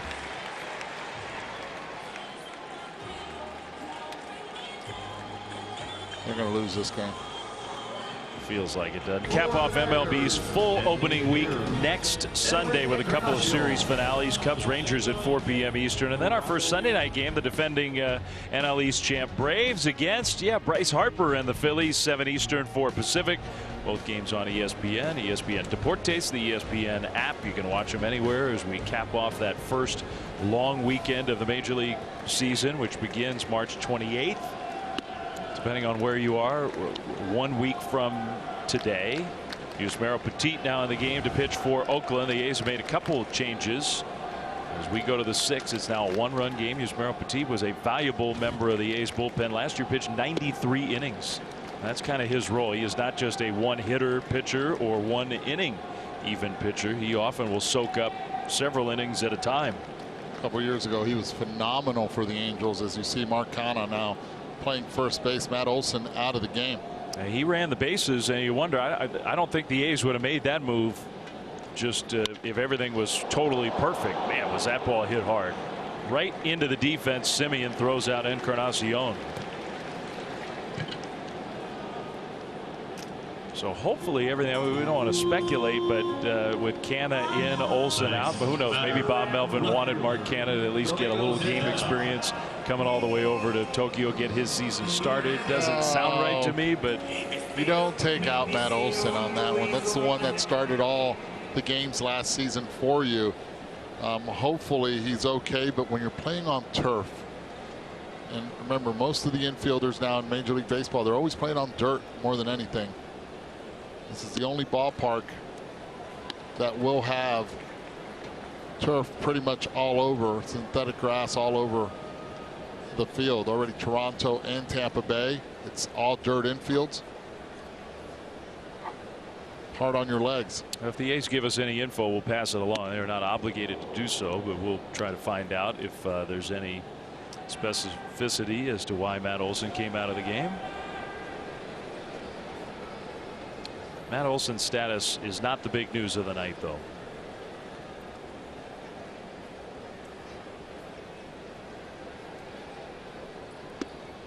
Big news for A's fans, but the news of the night is Ichiro, and he has apparently told the Mariners, we are reporting, Buster Olney is reporting, confirming a Kyoto News report today, that Ichiro has told the Mariners he is going to retire as a player after the game tonight. That was not planned out ahead of time. Everybody sort of thought maybe it would be perfect coming back here to Tokyo, to his home country, where the fans love him as one of their all-time greats, as I think inarguably the most famous, most notable person in the country of Japan today. And Ichiro Suzuki apparently has told the Mariners that after the game tonight, he is going to hold a press conference and announce that this will be his final game. At 45 years old. 3,000 plus hits as a big leaguer. That's ball 4 to Domingo Santana. Not quite 4,400 hits total as a professional, but all-time leaders for Japanese-born players. Ichiro's got the most hits, the most runs batted in, the most runs. Matsui with 175 home runs. Ichiro, I mean, it's interesting. You look back at his career, and we're doing that. We have been doing that for the last several years, but especially tonight as it comes to an end. 15 home runs, the most that he ever hit in one season. He did that in 2005. Everybody always said that if Ichiro had wanted to hit more home runs, had wanted to be more of a home run hitter, he could have. Do you agree with that? I believe that. And it's unbelievable the power that he always displayed in batting practice. The ability of finding barrel consistently. #1 among all active leaders in stolen bases with 509. You think back to, it was 19 years ago when he played his final season as a professional in Japan. He played 9 years as a professional in the Japanese leagues, and that was 19 years ago that he finished that. He hit 387 in his final year here in Japan before he came to the major leagues, signed with the Mariners. And he was terrible in spring training that year with Horrible. the Mariners. Lou Piniella even said, if this guy hits 300, I'm going to run around naked around Times Square. Did that ever happen? No, I'm still waiting for that. Maybe we shouldn't be waiting for that. Yeah. I'll take that back. Never mind, sweet Lou. That first year when he won not just the Rookie of the Year award, but the MVP in his first season as a major leaguer. He finished hitting a cool 350. Narvaez bloops one, shallow left, and enough time for Pinder to get there and make the catch. Ichiro's all-time high as a major leaguer was not quite 387 his last year here in Japan, but close. He had 372 in that record-setting 2004 season. And it's the combination of being able to place the baseball anywhere in the infield. It could be in front of the defense, by the defense. He could elevate, do so many things with that samurai sword of his. He, of course, broke the all-time single-season hit record that year, 2004. He had 262 hits, and he had to hit 372 in 762 at-bats to break that hits record. Looking at his bat right there while he was moving it around. Yeah. See all the scuff marks? Rarely saw that with Ichiro. Yeah, he was legendary for how he took care of his bats. He had his own special trunk, did he not, to travel his bats around? I even broke into his trunk. Uh-oh. Did you get in when trouble? I was with the Seattle Mariners, I was struggling offensively, and I bothered him. I said, I want to use one of your bats in one of my ABs. He's like, no, no. Then I went in there, took one, proceeded to use it, hit one off the end of the bat, and guess what happened? In Tampa Bay, base hit, seeing eye right back up the middle. And he noticed when I was at the batter's box, he was like, are you kidding? You could see the face, and I was just laughing. So I get the first, and I just put my hands up, and he was upset, but he wrote something in the end of the bat, and he said, here, it's yours. Do you still have that bat? I do. He didn't sign it, though. So it wasn't a signature that he wrote. No, no, no, no. Was it a word that we could say on television? I have no idea what it was. I thought I knew katakana until he wrote that. But I will tell you this, and yes, he travels with the trunk, and the trunk is actually a humidifier. It's the first time I had seen that. I had played in Japan. I had never seen that, where everything, he wanted the right balance, the right weight to that bat. The humidity had to be perfect. 2-2. Beckham toward center field. Kind of a knuckleball out there. Laureano comes in and makes the catch, and we're going to have to wait another inning for Ichiro to come to the plate. That'll happen in the 7th. 3-2 Mariners lead.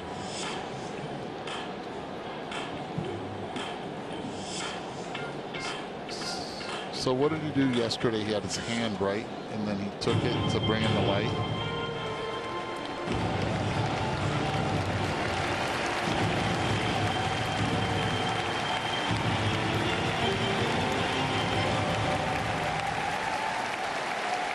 Hey.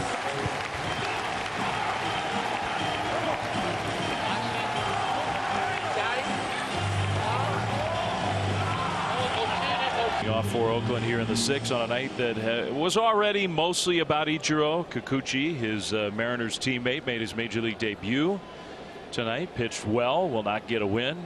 Couldn't finish the 5th inning, but impressed everybody here at the Tokyo Dome. But if you're just waking up and just tuning in now, the biggest news by far, we suspected, we thought it might be the case that these 2 games would be the final games of Ichiro's storied major league career, storied professional career, both here in Japan and in the United States. And now we know that to be true. Ichiro has announced to the Mariners that he is going to retire after the game. Ryan Healy catches that line drive. Every little nuance of the way that Ichiro has played the game. So that signature style, and all eyes, all cameras, all lenses, all attention has been on the great number 51. The megaphones from the security officers around him. And he's played well tonight out in the field. He's made some stylish catches. He's running around. He showed off his arm a little bit. He is 0 for 2 at the plate. He's going to come up in the bottom of this 7th inning. You could tell something was different about him also in batting practice. Just the way he went about it. He was looking up, taking it all in, looking around, acknowledging. Pressure's on. Probably one more at bat for him. That one lined into left field, and that's going to be a hit for Chad Pinder, and it's probably going to be extra bases. Santana's arm pretty strong, not strong enough there.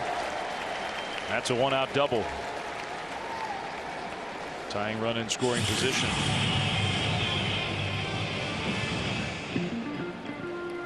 Changeup stayed up. Pender was patient enough to see it, not pull off it. I'll suit up for the 2019 season at MLBshop.com. Find the largest selection of authentic caps, t-shirts, jerseys, hoodies, collectibles, and more. Commemorate your favorite team at MLBshop.com. Mark Canha gets his first at bat of the season for Oakland with the tying run in scoring position. Canha, a guy who has always done well against left-handed pitching, a chance to tie the game or more.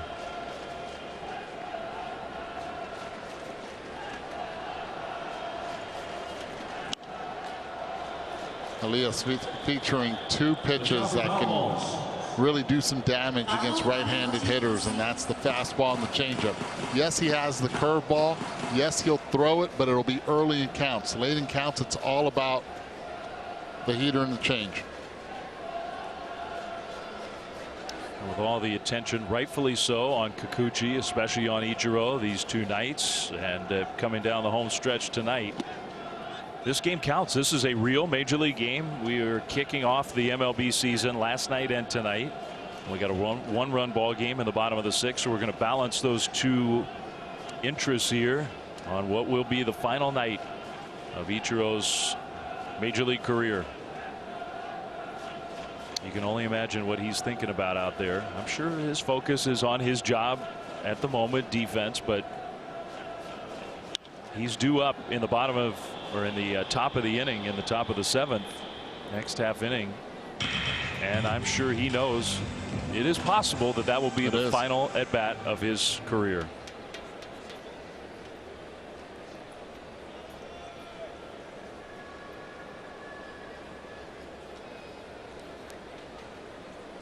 He's had a lot of them, but there's a chance that we're a few minutes away from the final one.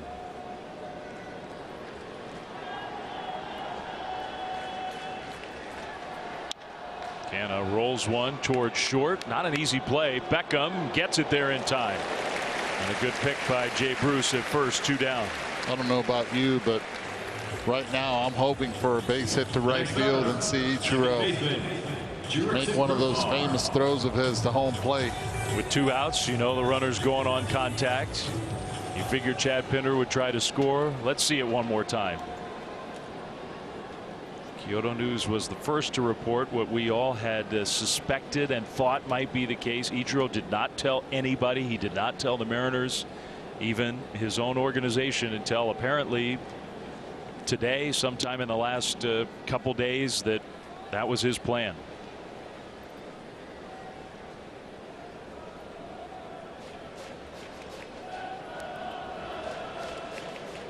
If you put all of his years in Japan and all of his major league seasons together, Ichiro has come to the plate 14,830 times as a professional. 14,830. Wow. Maybe just one more. And you think that number's big? The guy who has perhaps the greatest, most determined work ethic in the history of the sport. How many practice at bats? How many repetitions? Profar pops that one up. Narvaez hoping for a chance. Here comes Healy, and he disappears from our view and somehow makes the catch. Will it be the final time for Ichiro at the plate when we come back?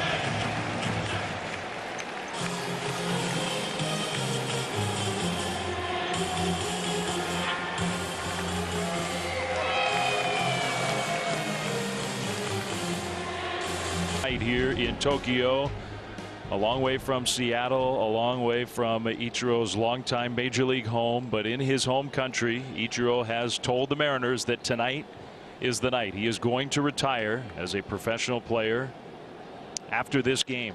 Ryan Healy drives one against Joaquim Soria, right center field, and a leaping attempt, no catch, in right by Piscotty.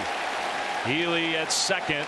He's there with nobody out, and Ichiro will come up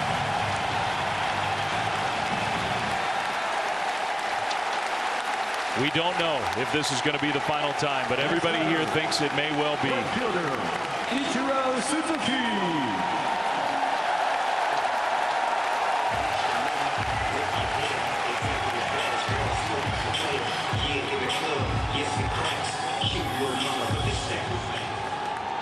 $14,831 times at the plate. Chapman playing in. I don't think he's going to bunt. Me neither.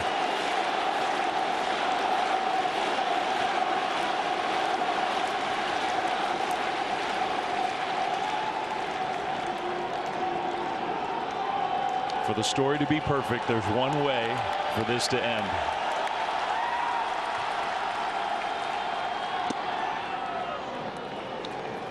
Perfect pitch. It's 0-1. More than 4,300 hits in his professional career. Can he get one more?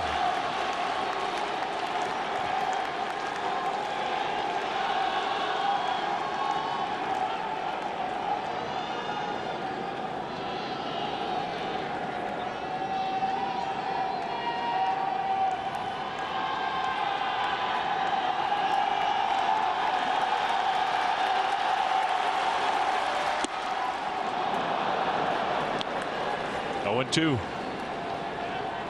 That was pretty nasty. Down and away.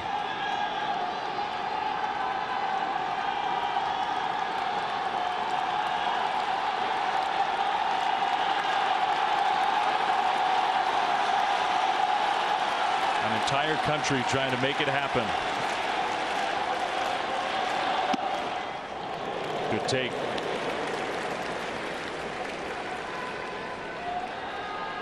One Hall of Famer trying to capture the moment for a future Hall of Famer.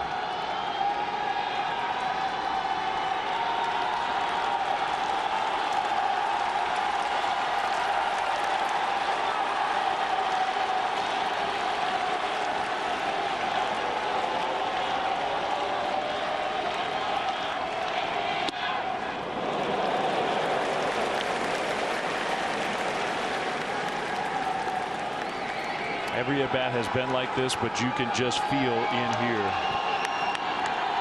the wishes, the prayers.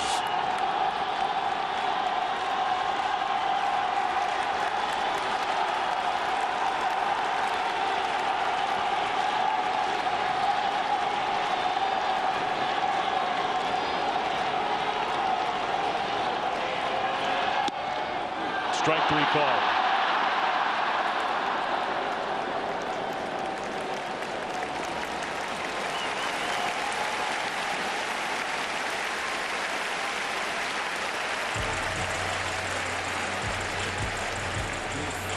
Next batter, second baseman. Not all endings can be perfect.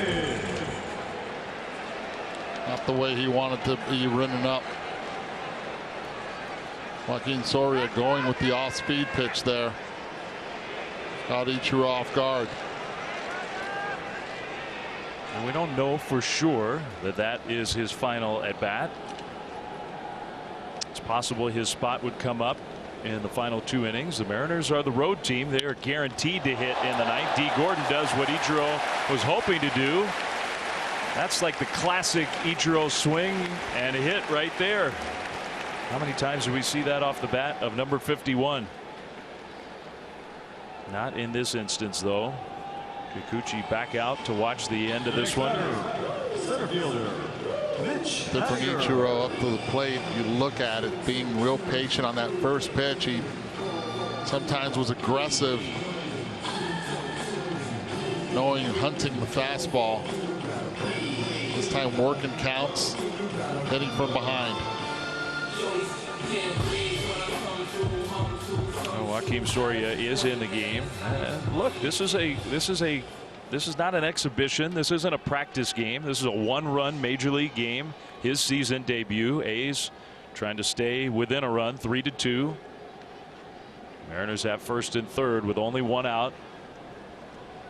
There was no grooving one right down the middle.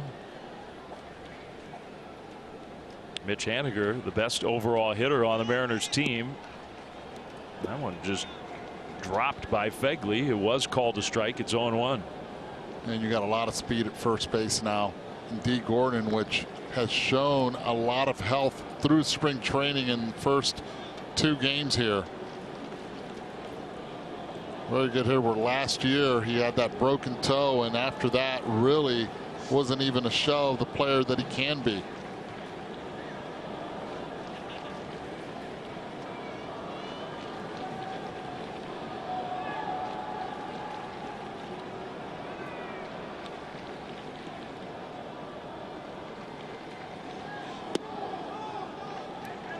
One and one. I mean, if you're Scott Service, do you what is going through the manager's mind right now about how to handle the final few innings? Nothing's bigger than the game. He has to play it. He has to manage it according to his plan. And if the best shot is to take Ichiro out of the game and bring in defense for him, so be it in this point of the one thing I would say is I'm not sure there is upgraded defense available. You have the lead. You know what though? You're in Japan right now. It's not guaranteed if he's going to get or not another at bat. You have to let the fans celebrate his career. That one hits Mitch Haniger. Base is going to be loaded here.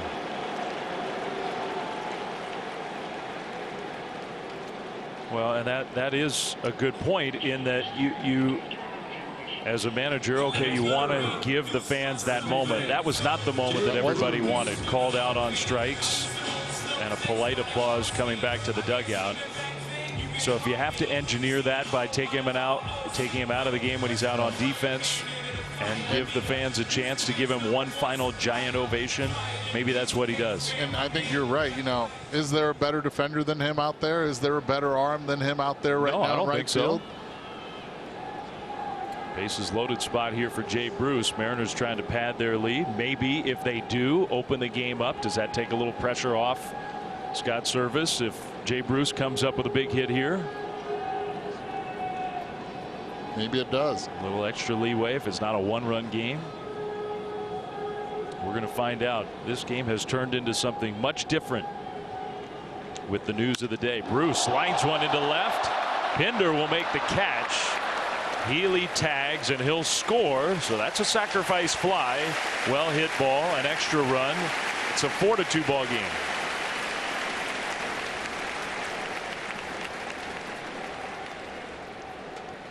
The next batter, designated hitter. Good production right there from Jay Bruce, just going the other way. You get the high fives in the dugout. I'll tell you what, we had that quick glimpse of the Mariners manager, Scott Service. And I mean, one of the true good guys in the game. He is wearing it right now. I mean, he is grinding it out. I think it looks to me like trying to figure out how to handle this.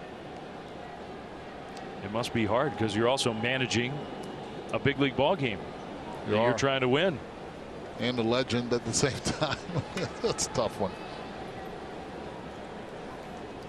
They do already have a win here on this trip to Tokyo. They won last night, opening night, 9-7. Guaranteed at worst a split going home of these 2 games. Edwin Encarnacion takes ball 1. Joakim Soria doesn't look particularly sharp. Encarnacion 0 for 2 has been hit by a pitch.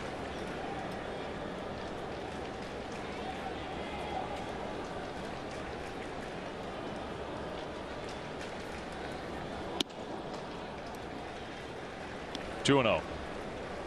You can tell how frustrated Soria is. Guy's been around a long time. He's picked him up and figure he's going to be an important part of their bullpen, which already was very good.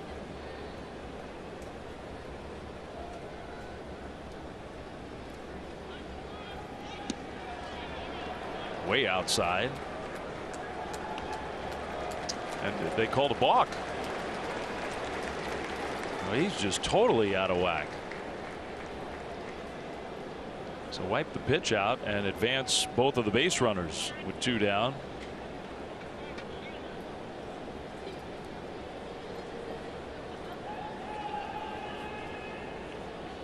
Wow, that was pretty close right there, but Soria surprised he got called for it. Focuses on the hitter with 2 outs.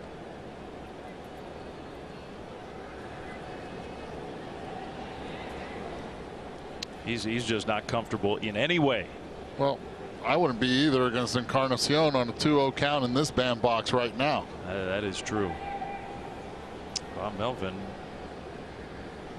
hoping that his team can hang in this game, have a shot in the last couple innings. A's still have 9 outs of life offensively. That one not close. 3-0. And now you got first base open. Again, the bullpens are hidden underneath, but we get a sneak peek with a little camera, and there's nobody warming up for the A's right now. And you walk him, yesterday's hero with the grand slam, Santana coming up to the plate. Here we go. Domingo trying to make every day Sunday here. Last year he went off on Sundays. So Scott Emerson, the pitching coach, is coming out trying to help Joaquin Soria get things together. Next Thursday, opening day for the other 28 teams, and we'll have 3 games for you right here on ESPN and ESPN Deportes. 1 Eastern, we will get it all started. Orioles in the Bronx, the Yankees open for a monster year. Diamondbacks, Dodgers from LA, 4 Eastern, and then 7 o'clock Eastern, Red Sox and the Mariners. The Red Sox title defense begins a long way from home at Safeco Field against these Mariners. All 3 games will be on the ESPN app. And here we go. Domingo Santana, who hit his first career grand slam in last night's game, has a chance for another one here in Tokyo. Takes strike 1 from Soria. Guarantee the fans are even doing the math right now with when Ichiro, if he would be coming up again, and now he would if he stays in the game. Making Scott Service's decision actually a lot easier. Santana off the end of the bat to center field. Could have been a lot worse for Soria and the A's. They are still very much in this game. Ichiro still very much in what will be his final major league game here tonight in Tokyo. 4-2 Mariners. Matters. It has been our great privilege to be here in Tokyo, this wonderful city, this country that loves baseball, that loves Ichiro so much. And the news during the game tonight coming out that he has informed today the Mariners that this will be his final major league game is now looming over everything, including even the result of this game, which is an actual big league game. We're starting the regular season here in Tokyo for the 5th time in history. The Mariners and the A's playing a 2-game series here for the 2nd time. Elias has been very good since coming in for the bullpen. Laureano way out in front. It's 0-2. 4-2. Mariners got a run in the top of this 7th inning to add to their lead. A really effective changeup Elias has been throwing. Well, the Mariners may well, not that he's new to Seattle. That strike 3 swinging. They may have found one of their most important relievers. They have, and he came in with 2 runners on and was able to neutralize the situation. Give him a lot of credit. He's had confidence in that changeup since the first pitch that he came in against Chapman. Josh Fegley will come up here.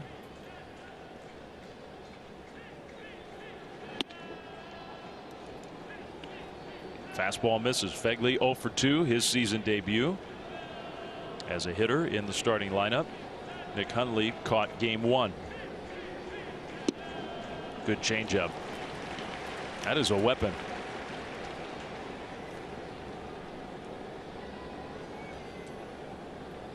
He gets the ball. He's ready to go, isn't he? Ready to go. The fastball change. He'll throw that curve late, only for a ball down in the dirt. Another change here. That one hit kind of off the end of the bat. Little squibber to Beckham. 2 down.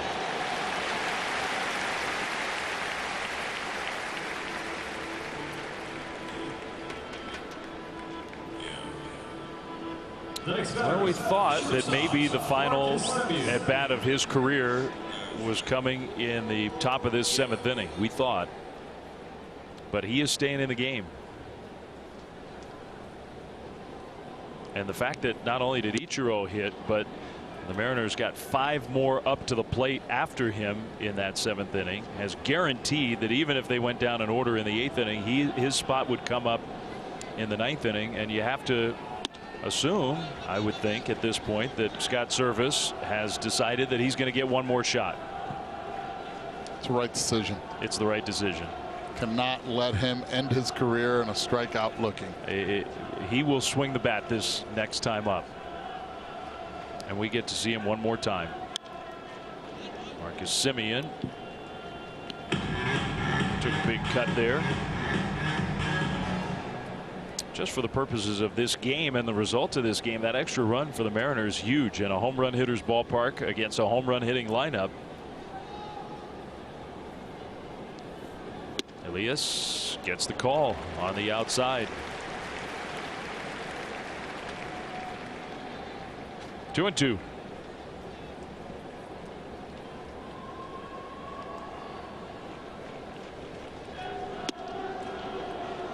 Elias, a guy who has been a starting pitcher in his career as a minor leaguer, even at times as a big leaguer, and maybe that's what they're talking about, a moment of respite from trying to decide what to do with Ichiro, trying to decide can this guy keep going in this game. On the ground, the defense playing him up the middle. D. Gordon couldn't quite get there. Marcus Semien beats the shift, and now the tying run will come to the plate. And the A's MVP candidate, Matt Chapman. And the decision has to be made here right now. 4-2, tying run at the plate. Matt Chapman already has seen Roenis Elias once. Elias looks into the dugout quickly. It looks like he will be staying in. Actually, a good thing that the bullpen is behind the dugout if you're a pitcher, because you don't know who's warming up. You don't have to worry about it. Sometimes you look at pitchers looking into the bullpen saying, oh, they're going to bring in a guy, or why are you warming up a guy?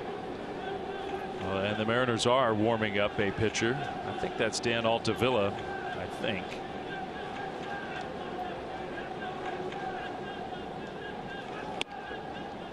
High to Chapman. It's 2-0. Narvaez has a quick visit.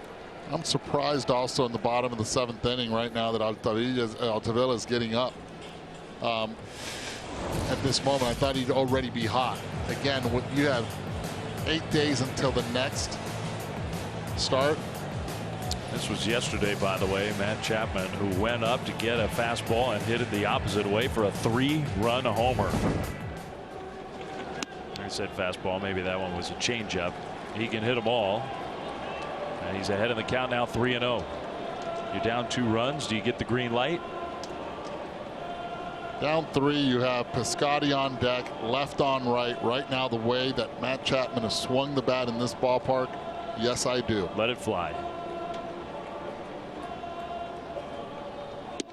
He took it, borderline. That would not be the pitch I wouldn't think that he would be looking for anyway. 3-1. I don't know about throwing him a fastball right here. He's had really good control with the changeup. See what he does. Went with the fastball. And it's ball 4. So that may have made the decision for Scott Service. The next batter. 2 on, 2 out. Stephen Piscotty. Just a little ground ball from Marcus Semien. And it's turned into a rally after that walk with the power up. And here comes the Mariners manager. Trying to balance a lot of things tonight.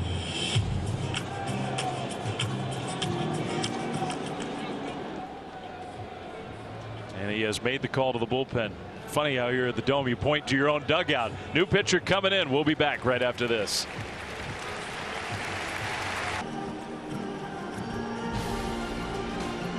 We will cap off MLB opening week next Sunday with a couple of series finales. We got 2 games next Sunday on the 31st of March. Cubs Rangers 4 Eastern, our first Sunday night game. The defending champs in the East, the Braves in Philadelphia, where it will be a banner weekend with Bryce Harper in uniform for the first time. Both games on ESPN, ESPN Deportes, the ESPN app. You can watch them anywhere. That National League East is going to be super fun this year. The American League West I believe is going to be the same.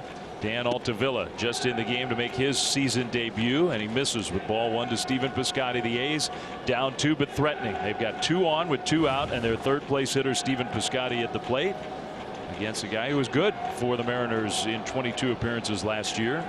2.61 ERA. Piscotty pops that one foul, and that will make the seats out of play. 1-1. Watch out for foul balls.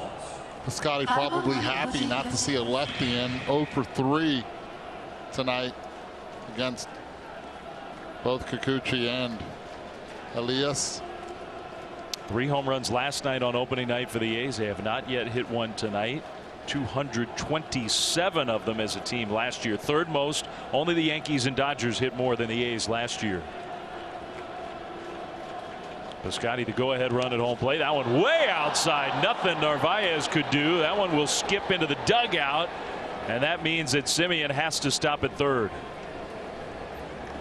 That one was so wild. If that stayed in play and hit a wall and took a funky bounce, that had a chance to get a run home for Oakland.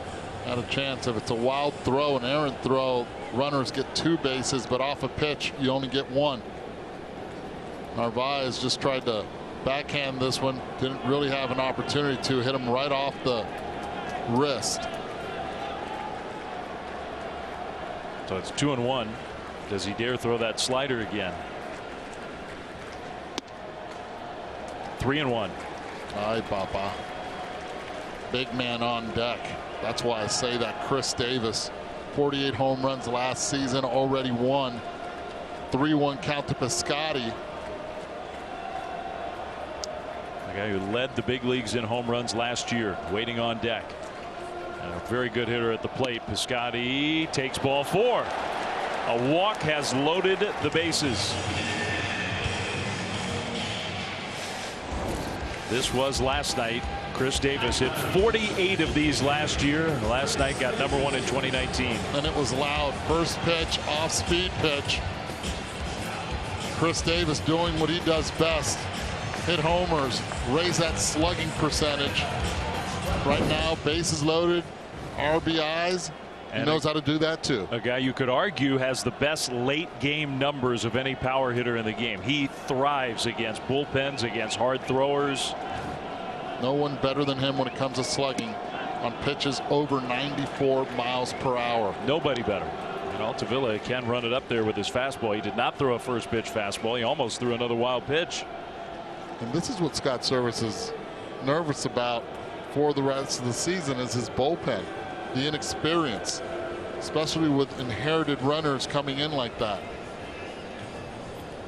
If you're wearing an A's uniform and you're on a bunch of lists where it's you and Jimmy Fox, you're good. And that's Chris Davis. You saw that note about his prolific offense the last 3 years. The new A's franchise record for home runs on opening day. He's had 4 opening days, and he's hit 4 home runs in an A's uniform. An A's franchise that goes back a long, long way with a great history. Bases loaded spot here with 2 outs, bottom of the 7th. 2-run lead for the Mariners, but that lead is very much in jeopardy. 2-0. Altavilla cannot get the fastball over. Has struggled also with the slider right now, falling behind. This is a nightmare right now for Altavilla with that big bat at the plate. He's thrown 7 pitches since coming in the game. He's thrown 1 strike. Davis was ready to hit. My goodness. Could say that would have been ball 3 also. It might have been. It was borderline. This would be quite a way to get a milestone run batted in, wouldn't it? 499 in his career. Bases loaded, 2 outs. 2-run game in the 7th. 2-1 the count. Right back up the middle, base hit for Davis. Number 500 and number 501. This game is tied. It all started with 2 outs and nobody on, and just a little ground ball off the bat of Marcus Semien. It has turned into a 2-run game tying rally. The next batter. That's what this offense can do. The middle of the lineup, very dangerous. They focus with runners on base. They've done it with small ball tonight. Yesterday, 3 home runs. This time on the ground. Simeon base hit. And Chris Davis, fastball up. Stays up the middle, gets 2. Chad Pinder, who's had a nice series, had a lot of good at-bats in 2 games. Even that take, it looked like he was seeing the ball pretty well. Takes the breaking ball for a strike.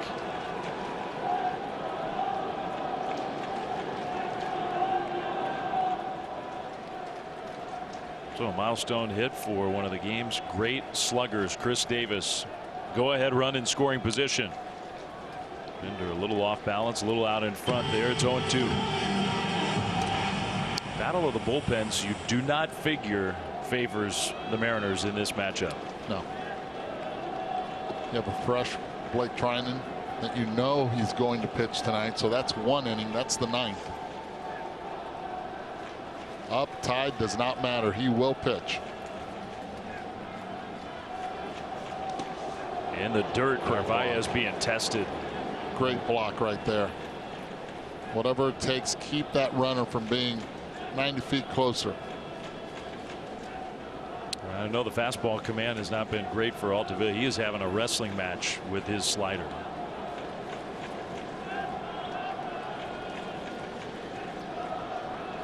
Could say all his pitches, even the fastball. Hasn't been able to locate it where he wants.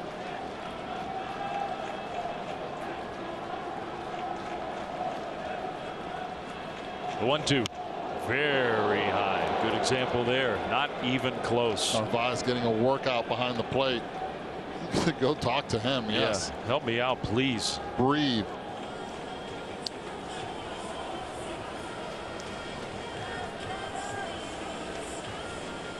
Brandon Brennan, we understand, is in the bullpen for the Mariners, getting ready behind Altavilla, who's having a lot of problems. There he is. You got to go with a slider here. See if he can chase. Makes that block of Narvaez even more important as you look into the pen. Brandon Brennan, by the way, has never pitched in a big league game. He's next up. 4-4, 2 runs in here in the bottom of the 7th on a night that will be Ichiro's final as a big leaguer. That one golfed on the ground to short. Beckham's going to step on second for the force out. Altavilla somehow survived with at least a tie. Ichiro back to the dugout. It's 4-4 through 7th.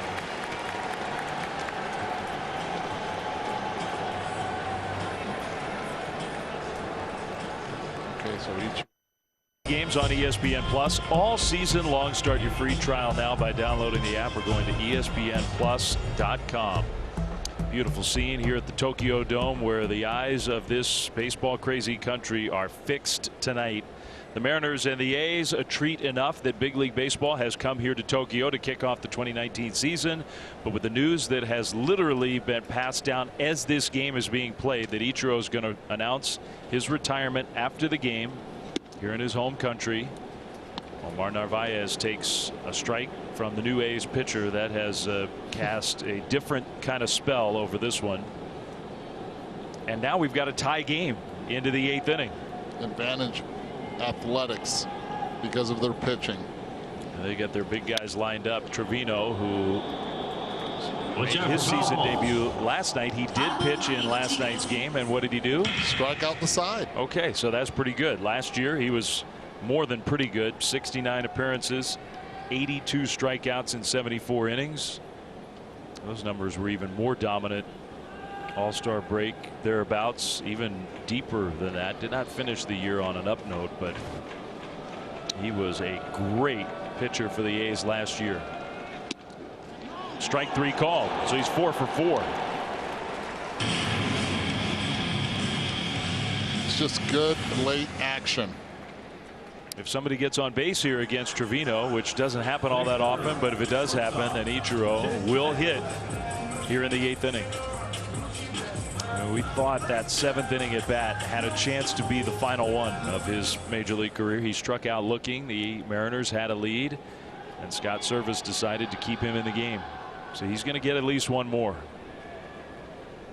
Here's Tim Beckham. 1 for 3. Singled, scored a run back in the second. Has flied out and lined out. Good breaking ball to steal strike 1. So at least one more chance. And who knows, maybe this game is going to go on for a lot longer. It's tied now.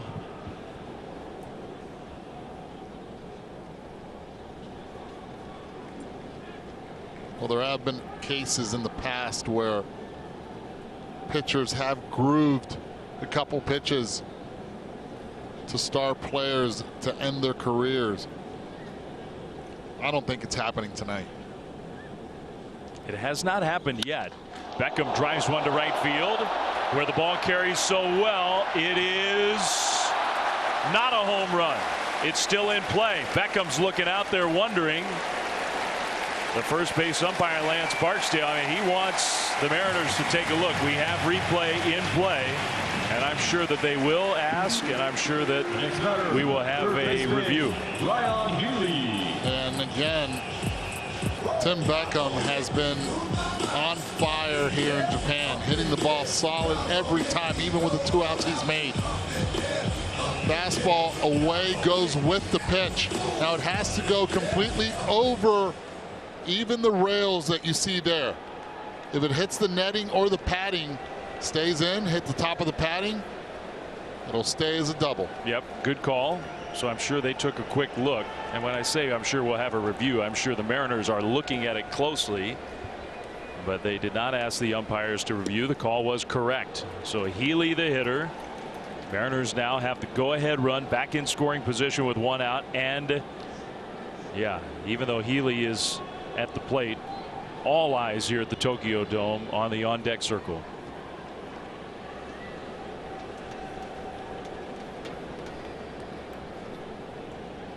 It would take a bizarre occurrence for him not to hit now here in this 8th inning. Healy chased that nasty, nasty hard breaking ball.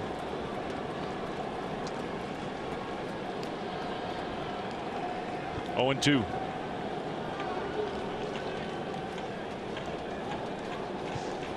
If it is going to be his final at bat, he's going to have to do it against a guy who's got some of the nastiest pure stuff in all of baseball.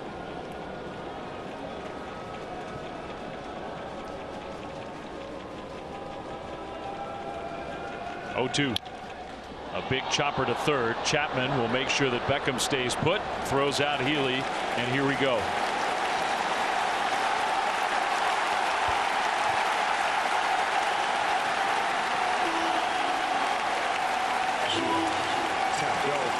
Next batter, right fielder, Ichiro Suzuki.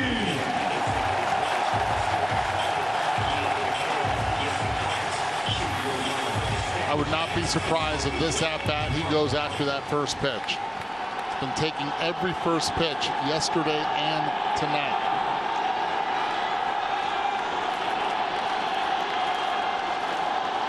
With an entire country watching. And finally they stand.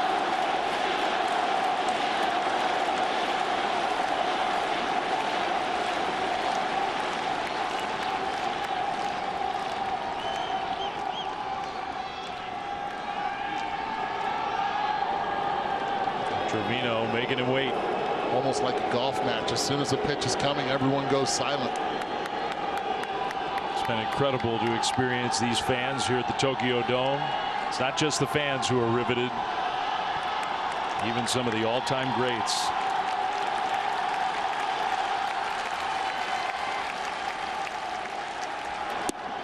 He took it.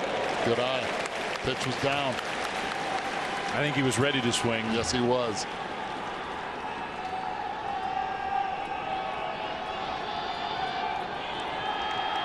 Can we have a perfect ending to an almost perfect career?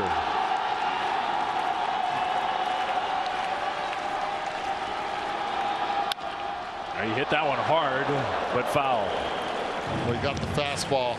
He had the count in his favor. He's been pulling a lot of baseballs foul, something that he has not done a lot throughout his career, just trying a little too much. That you can understand. No doubt.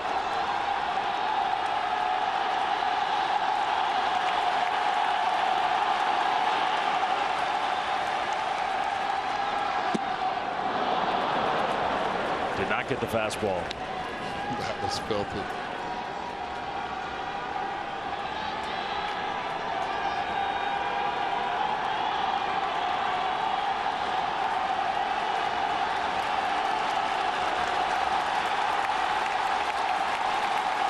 Go ahead run in scoring position.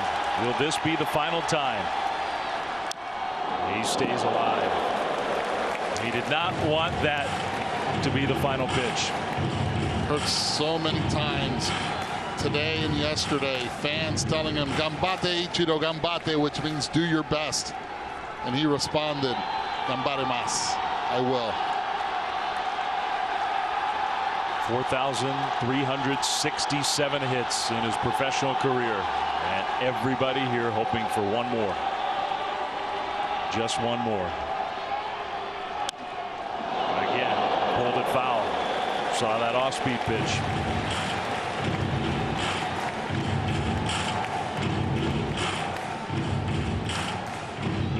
He's not going down without a fight.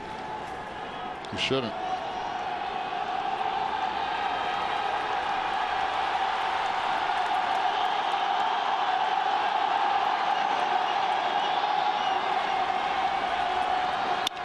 On the ground. Can he somehow beat it out? He's trying. And he couldn't. Just not quite. And now we'll see.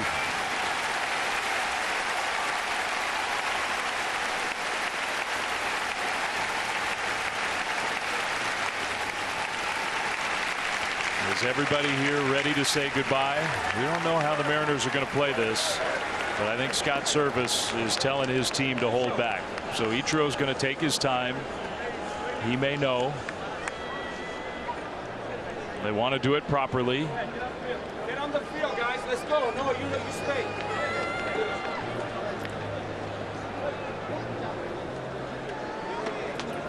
Well, the Mariners are taking the field, not just Ichiro.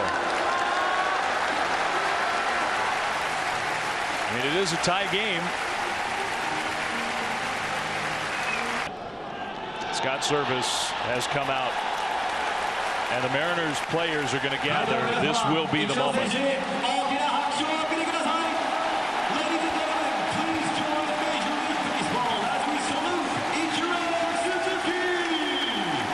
For the final time, coming off a major league field.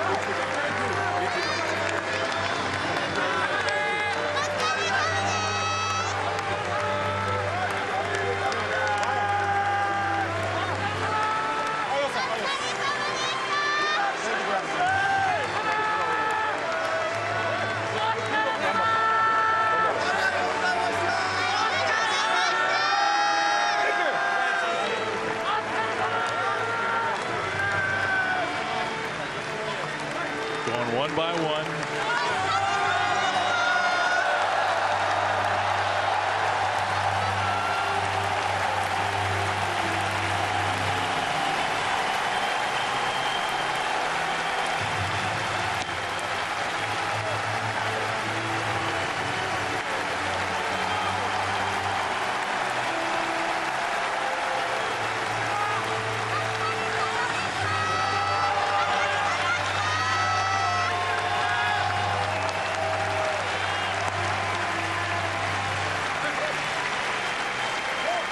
One final sayonara to all the fans here in Tokyo.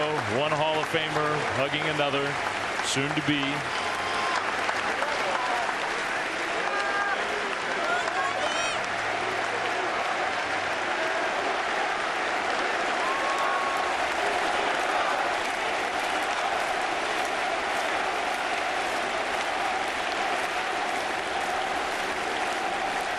$46,451 here tonight at the Tokyo Dome, and who knows how many watching around the world.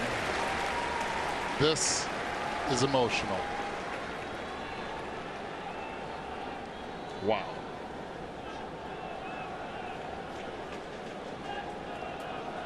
Look at Kikuchi. Even for him on the night where he made his major league debut.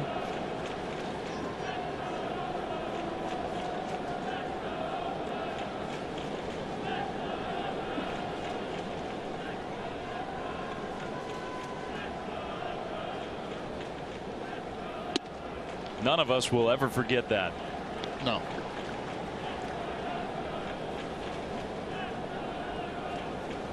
He's meant so much to every young, aspiring Japanese baseball player, that your dreams can come true here and then overseas at the highest level. Watch out for foul balls. And that's one of them.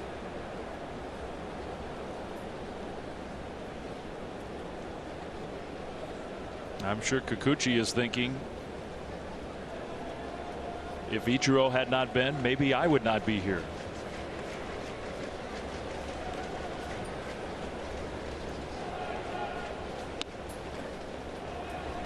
We do have a new pitcher, Brandon Brennan. The game goes on. It's a tie game, 4-4. We're in the bottom of the 8th inning here in Tokyo, and there has been a silence that has now come over, as I think almost everybody in here is going through the same emotions that we saw from the 27-year-old who made his major league debut tonight.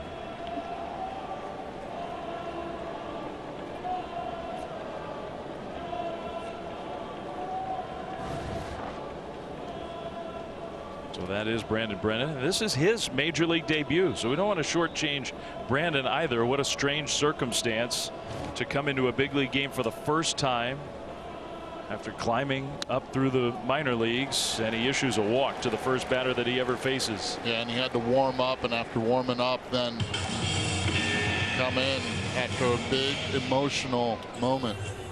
I mean, watching T. Gordon bow to Ichiro, it's just impressive, the respect that every player had. I saw Gordon also walking towards second base in tears. He's always been emotional. He showed it then again. A guy who's been very close to Ichiro, even in a short amount of time.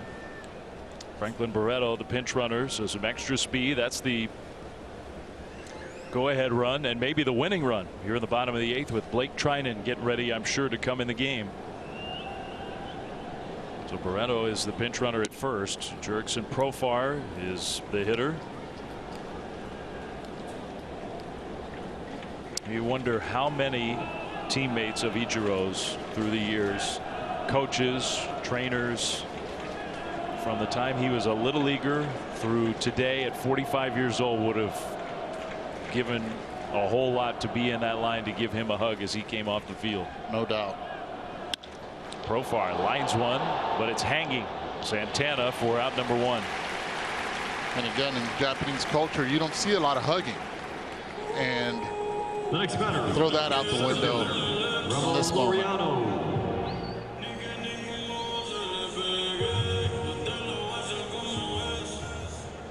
We did not know how this was going to play out. The Mariners signed Ichiro, and with the idea that he would get to come home and play in this series back in his original Major League Baseball home with the organization that he will be forever linked with. But there was no definitive plan about whether these were actually going to be the final games for Ichiro. We thought it would be fitting, we thought it would be appropriate, but we don't get to make that decision. And Ichiro today told the Mariners officially today was the day where everybody found out officially that this would be his final major league game. Give a lot of credit to Scott Service, the way they handled it. That one toward the gap in right center field, cut off by Mitch Haniger, who's now playing right. That will send Barreto over to third. The A's are 90 feet away from taking the lead. Laudiano going the other way again for his second hit of the night.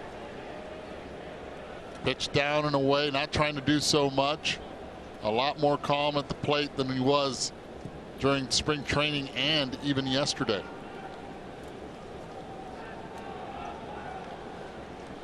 Robbie Grossman now grabbing a bat. This is Josh Fegley's spot in the order, the number 9 spot. It will be Grossman, one of the new A's who made his debut last night in an Oakland uniform as a pinch hitter and got a pinch hit. And there is the guy who was the nastiest reliever in big league baseball last year. Blake Trinan did not pitch last night, getting ready to make his season debut and hoping that it's a save situation, hoping that it's not a tie game in the 9th inning. Robbie Grossman doesn't have to be a hit here. Remember, the turf is so slow. This is about the slowest playing surface we can remember seeing. A double play with Grossman, who's got pretty good speed, will not be easy. Bounces one towards second. They're going to try to turn it. That's one. The throw is in time. They got him. Now the A's are going to stop everybody from leaving the field. Bob Melvin wants to make sure. I thought they got him. I think it's close enough that you have to challenge this. You got to look at it, and maybe you got to challenge it. But Tim Beckham. Bob Melvin said no. Keep playing. They got him. So one look was enough to confirm. And Blake Trinan's going to come in the game with the score still tied on a night that we will not forget here in Tokyo. The final night in the professional career of one of the true all-time greats. Goodbye to Ichiro from here in Tokyo.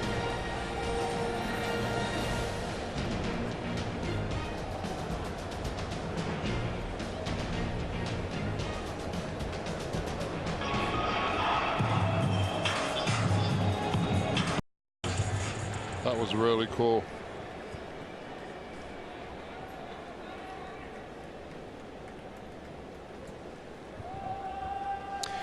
The new pitcher for the A's making his season debut, Blake Trinan, for strike one in there against D. Gordon, who has to get his emotions in check as he bats here in the 9th inning of a tie game. Blake Trinan, I think you could make a pretty good argument, was the nastiest reliever in big league baseball last year. A .78 earned run average. He had 100 strikeouts in 80 innings pitched, and he's ahead of the count against his first hitter of 2019, 0-2. Just hard stuff that Blake Trinan has. Downhill, high velocity with late action.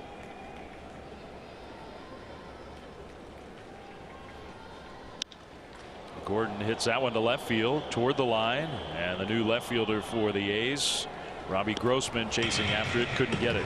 Still 0-2. So Trinan is in. Grossman stays in left.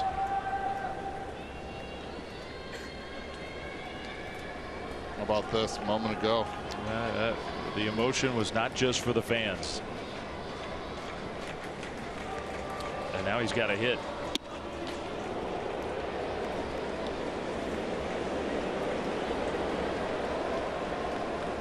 And we still have a game to play. A tie game at that in the 9th inning. The finale of this 2-game opening series in Tokyo. 2019 season is underway.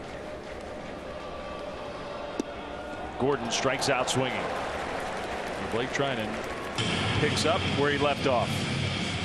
Just nasty. Throws high velo and then he brings this off. Good breaking pitch right there. See it from any angle you want. It's as filthy as it is when you're in the box.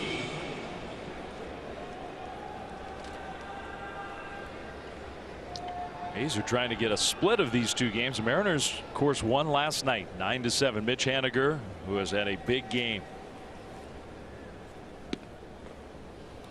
That ball moves so dramatically. You got Chad Pinder moving from the outfield to first base. Grossman in left. Nick Hundley now catching for Fegley after they used the pinch hitter for the starting catcher, and Trinan in on the mound. The A's are using their depth tonight. They are out of position players off the bench. So that's now how the defense lines up. The A's, one of the many franchises, just about everybody's doing it now, valuing versatility, players who can move around. Bullpens get bigger, benches get shorter. You love those players who can play in different spots.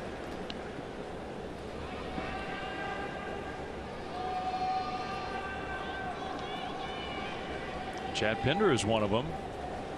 Playing the outfield. He's now at first base. This is how you develop them at the minor league level now. Haniger had a good cut. Please return foul balls. I still love, we've been here 2 days, and I love how you can hear the public address announcers both in English and Japanese. As soon as a ball is hit foul toward the stands, the announcement comes on, please watch out for foul balls. After the fact. It could be a little late for whoever is sitting in the seat where the ball lands, but I still love that they do it. And by the way, there aren't many empty seats, are there? Oh no. So you thought Ichiro comes out of the game, maybe that would send everybody home? They love their baseball here in Japan, and even during batting practice this place was packed. I mean, it's still packed. 10 years from now, okay, so they announced the official attendance, 46,451. How many people will say that they were here tonight? I will. 452 at least. Got him. Wow. There's just nothing like that. For a guy who was a failed closer with the Nationals wanted him to be the guy at one point, and it just didn't click. He comes to Oakland, and he has done this ever since. Just different angles on the breaking stuff. The fastball's real, has velocity, it has movement, but then he spins this off and throws a variety of off-speed pitches, one that goes across and one that goes down, the one that we saw. Jay Bruce to center field. Even in a great hitter's ballpark, not quite enough. Blake Trinan, a 1-2-3 inning to start his 2019 season. The A's a run away from winning it in the bottom of the 9th.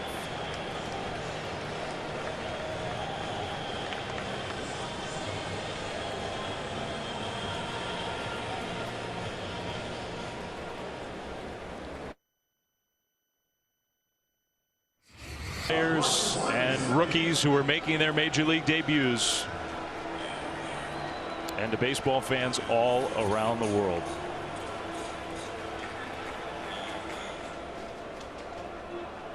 It's hard to articulate. It really is. We've tried these 2 days what he means to the people here. New pitcher, and it's Matt Festa making his season debut for the Mariners. It's hard to articulate how much Ichiro means to not just baseball fans, but everybody in this country. You get on the subway, the video ads playing are Ichiro. You watch the telecast from our friends at NTV, and by the way, we greatly appreciate everything that they've helped us with these 2 days. You watch the live telecast. Festa gets the strikeout of Marcus Semien, and it seems like every commercial features Ichiro. The people here say, take the most famous movie star, singer, rock star you can think of, and add them all together, and that's what Ichiro is here in his home country. And he played that part too, and he backed it up. A funky dresser. Oh my.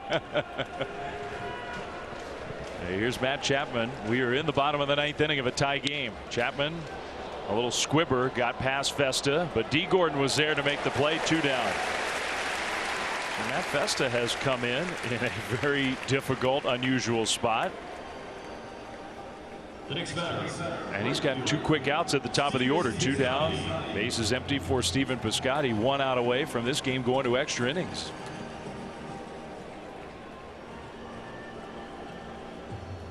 Festa did make his major league debut, had 3 stints, did not pitch a whole lot, about 8 innings last year as a big leaguer. Has made the opening day roster this year. Gets strike 1 to Stephen Piscotty. Well, we saw what Piscotty could do with the power yesterday. Straightaway home run, center field, his first at bat.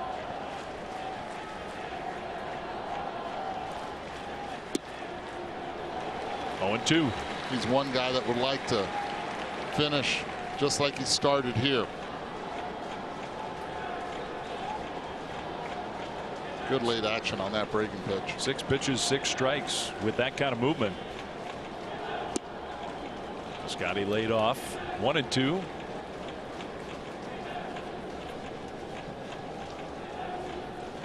Mariners have 4, 5, 6 hitters lined up for the 10th inning if it gets there. Target up high. That pitch too high. I like that pitch. Now you go right back to that slider that's been effective.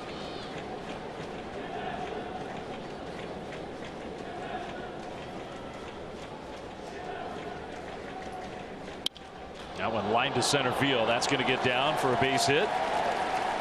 He threw it, but he missed the location on it. This one stayed right back up the right by the middle instead of down and away where he's been effective. Watch where the location where Narvaez wants it stays in.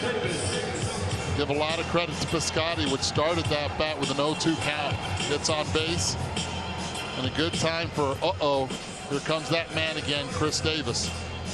Well, he's the reason that this game is tied. Davis, who knocked in 2 runs in the 7th inning to tie the game with a 2-out base hit right back up the middle. I don't think he's going to be looking to punch one through right here. The home run leader in the big leagues last year hit that one foul. And a guy who thrives in late inning situations.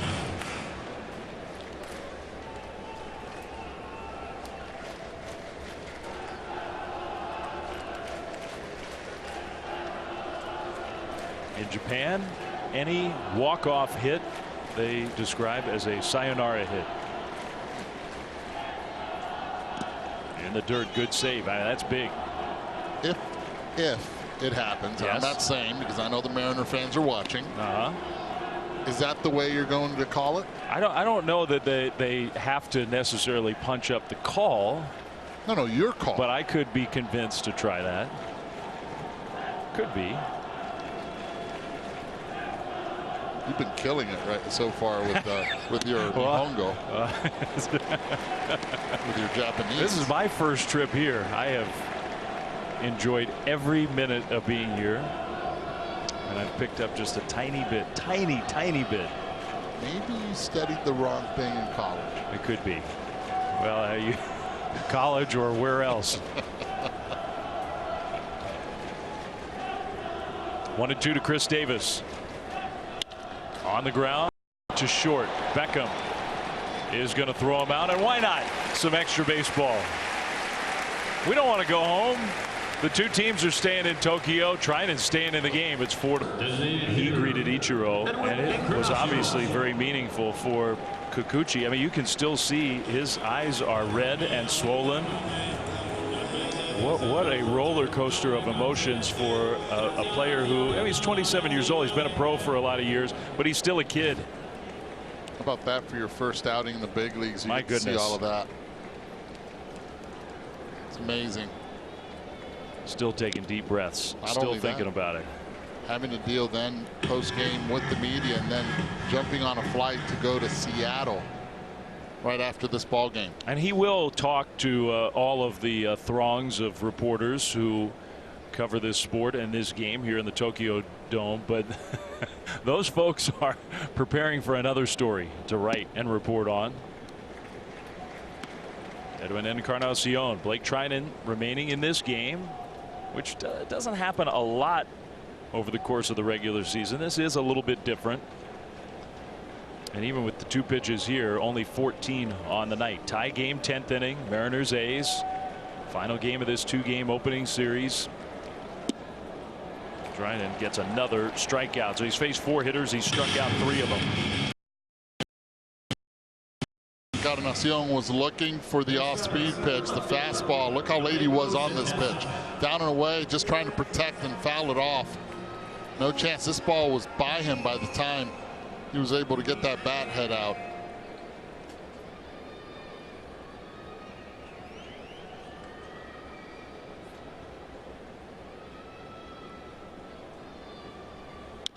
Domingo Santana on the ground, and that was a foul ball.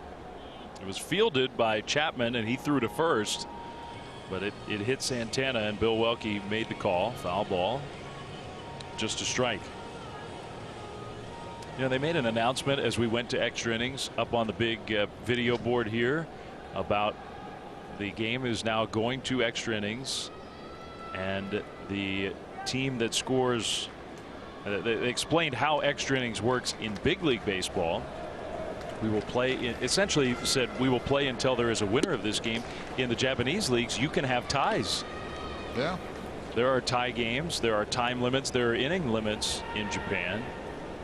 And so we sort of chuckled when they made this big announcement of what extra innings is. All these great baseball fans who know so much about the game here, but the rules are different for a big league game.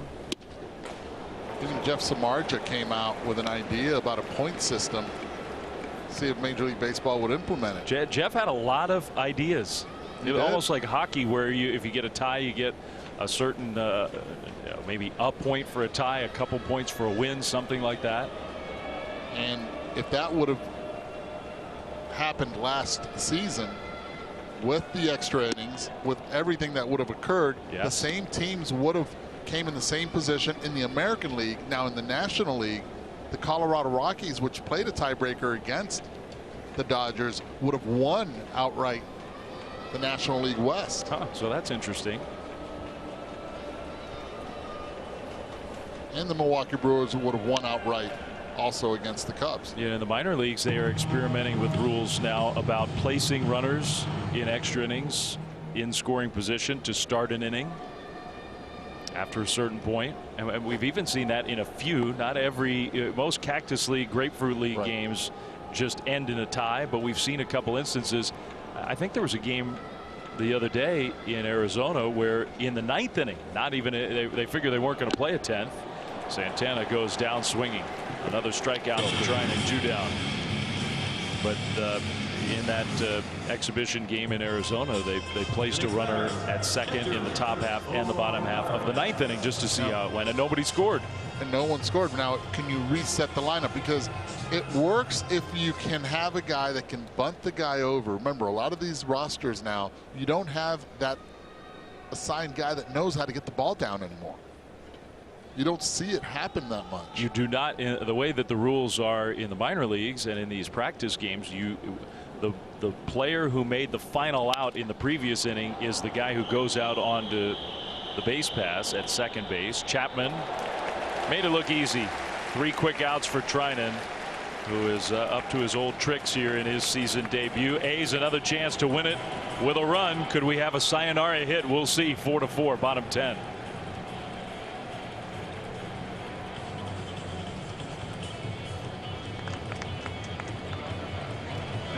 Booth with us. All the scenes of the great fans here at the Tokyo Dome. Kikuchi's major league debut was sensational for the Mariners, and then Ichiro playing his final major league game, a fact we found out during this game. Unbelievable. I mean, the events where you're playing with your hero that you grew up watching, and then all of a sudden your hero is going away as he announces his retirement on the day that you made your debut. Just very emotional for every fan that was in the stadium, and I guarantee you also the fans that were watching.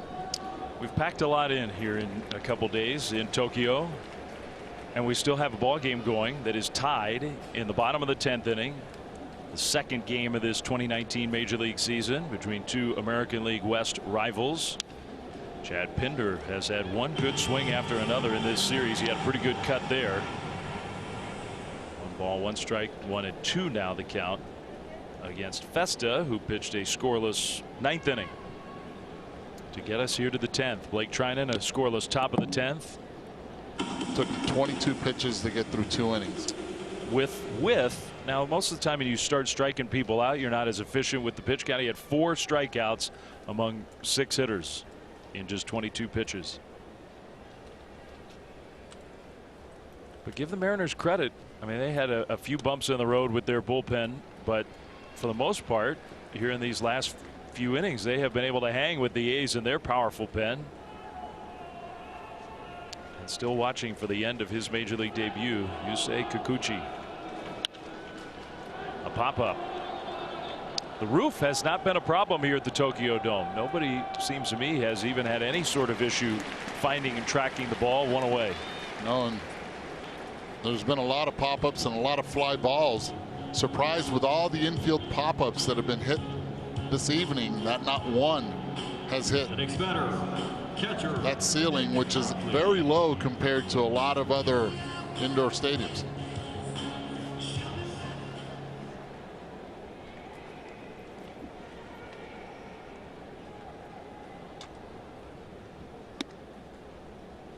Nick Hundley, his first at bat of the game, came in for defense after the A's used a pinch hitter for Josh Fegley. Of course, it's an American League game and the pitchers aren't hitting, so it's not as big of an issue as in a National League game, but the A's are out of players on the bench. The A's have used everybody. Hundley's got real power, and he's ahead in the count 2-0. An excellent fastball hitter, Nick Hundley. He went after a low fastball there and popped it up. Was Ichiro's spot for most of these 2 games. Now Mitch Haniger out in right field after the Ichiro send-off. 2 down. Who's getting ready for Oakland? Is that Liam Hendricks? It is. I saw Liam Hendricks in last night's game, and he was not particularly sharp. So if the A's don't score here with 2 outs and nobody on in the bottom of the 10th, we'll go to an 11th inning, and at that point I think we'll see Liam Hendricks. Profar, 1 hit, 4 at bats. A new A's player, longtime prospect in the minor leagues, young big leaguer with the Texas Rangers, a guy who is expected to be a huge part of their future. He played well last year, but never became that Rangers superstar. Can he fulfill that potential in an A's uniform? Well, they're going to give him the at-bats, and I think that's the important part. I mean, he's going to be playing one position with the Rangers. He's playing different positions all over the place, showing his athleticism. Now he can focus on one. Maybe the bat will even come along better. He's ahead of the count here, 2-1.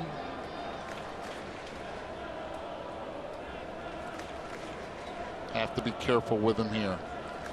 A lot of success from the left side.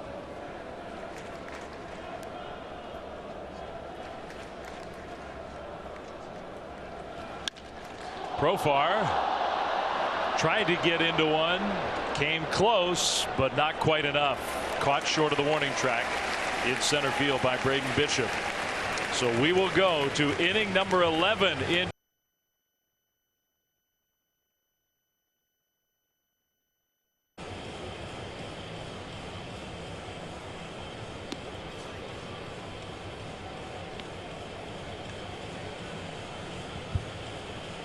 And we're back here in the Tokyo Dome as we go to the 11th inning. Eduardo, you may have to talk for a few seconds. No problem. You got Liam Hendricks on the mound now. Yesterday came into the game, struggled a bit, but this is what happens when you have extra innings, and most importantly, when you do have 8 days before that opening day, you can get a couple guys to come back on back-to-back days. Most likely 1 inning. Last season, 25 games. Look at the strikeout to walk ratio, 22 to 10 walks. Going to try to keep the Seattle Mariners off the board. I waited as long as I could. You did, huh? I had to make a mad dash. We love the Tokyo Dome and just about everything about it, except for the placement of the men's rooms. 2 levels down. They're a long way away. And there are a lot of fans in them. 4-4, inning number 11. On what has been for the folks here in this ballpark and baseball fans around the world an historic night. And maybe it didn't end in quite the way that everybody here dreamed it would. Ichiro playing his final major league game, and he didn't get the hit to win the game, or even just one final hit in his career that everybody was hoping for. But we are not going to remember that when we think back to this night. No doubt, we're not. I mean, it's the longevity, the professionalism. Everywhere he's been adored, respected. A motto of consistency on and off the field.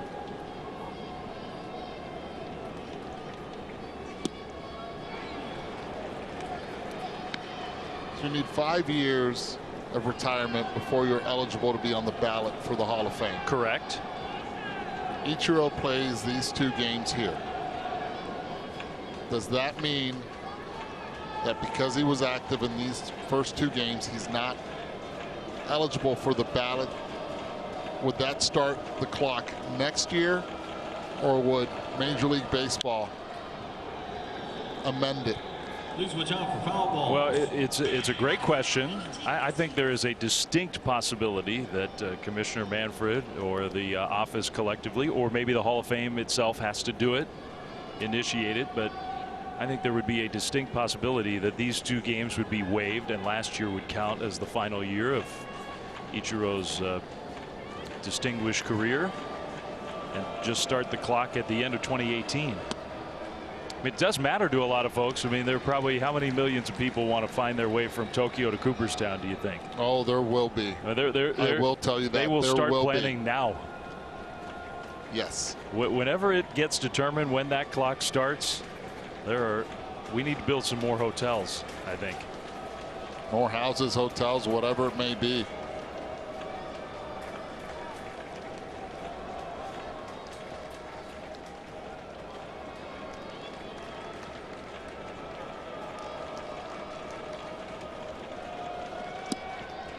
Inside ball 4. Tim Beckham has had a great series here in Tokyo. He draws a leadoff walk in a tie game in extras.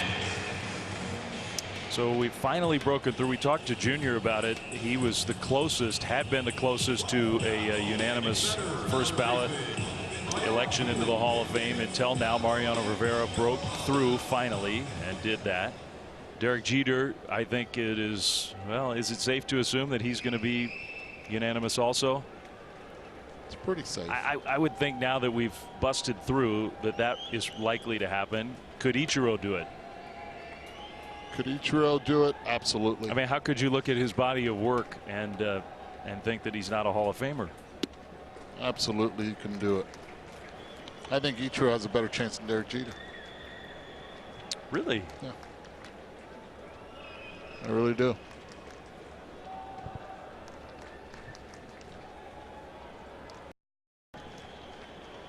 And do you have a particular reason for that, or? No, I just think again with that one. I think he broke his bat to short. That's one, and that's two. Double play, beautifully turned. That right there was a rule change double play. Back in the day, Jurickson Profar as a second baseman would have to maneuver and get out of the way and use footwork. Watch right here, that bat breaks. The feed is a good one, but he stays there. Oh man, back in the day, you see that, you know where the shortstop or the second baseman is in that area, and you go right after him to make sure he does not make that throw. You and Junior were talking about growing up around those big red machine Reds and all the great players. You mentioned Brian McCray, one of the kids who was around his dad. The rule change was made for him in some ways.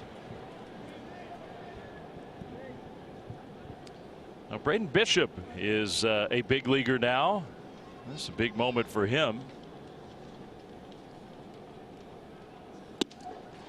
Guy who's climbed up through the minor leagues, had a great spring training. Third-round pick back in 2015. And he is making his major league debut. He's already had a couple innings in the field. This is his first big league at bat here in Tokyo. He's behind in the count, 0-2. Strike three called. We will go to the bottom of the 11th. Yeah, it's the big leagues, kid.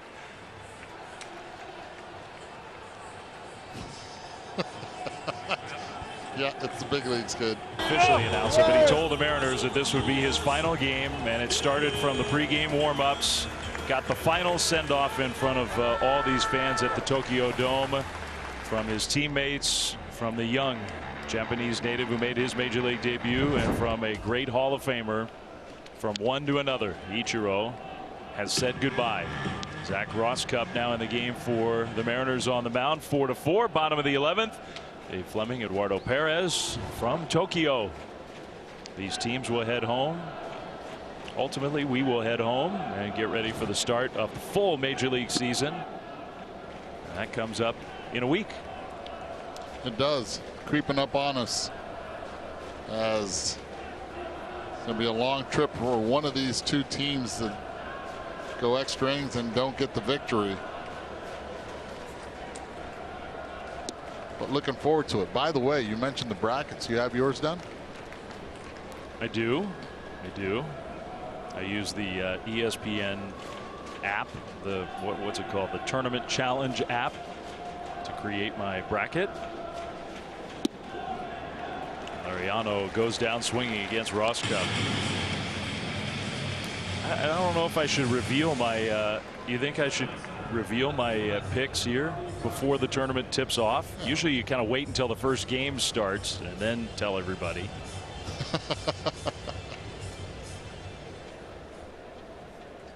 So you're going to reveal it, huh? My final four was sort of chalkish, if you know what I mean. Duke, Michigan, Tennessee, North Carolina. Oh wow, you're going out on a limb, aren't you? Yeah, way out there. I mean, were there any surprises in your Elite Eight or something like that, or no? You don't have to say which ones they are. I'm just saying yes or no. I picked a Duke Carolina national championship game. Wouldn't that be something? ACC.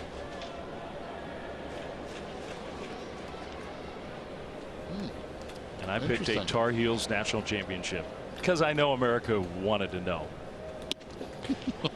The MLB office, they've got this giant operation here for these two games. They printed like close to 200 brackets this morning for everybody to fill out and look at and make their picks. And so everybody here, in the spirit of things, even though it feels like we are a long way away from the NCAA tournament. Grossman chases one in the dirt. Well, Zach Rosscup, I'm telling you right now, he is throwing that slider down and in on right-handed hitters, and they're just chasing that bad boy. This is the big problem in extra innings. Already the hitters are looking at launch angle. They're looking to elevate the baseball. That's their natural swing these days. Now they're really trying to do it. Next thing you know, you get up under one, or you'll get even more swings and misses. A lot of pop-ups, a lot of fly balls. The last 5 outs have been in the air or strikeouts for the Athletics. 4-4 here in the bottom of the 11th. We have had extra inning baseball several different times when the major leagues has come to Japan. This is the 5th opening series in Japan. Semien toward right center field. It's going to short hop. Haniger picked it clean. That's important, but couldn't make the catch. It's a risky play right there. You have to be 100% sure you're going to make that play. If not, take it on the big bounce. Got lucky. That ball gets by him. That's a triple.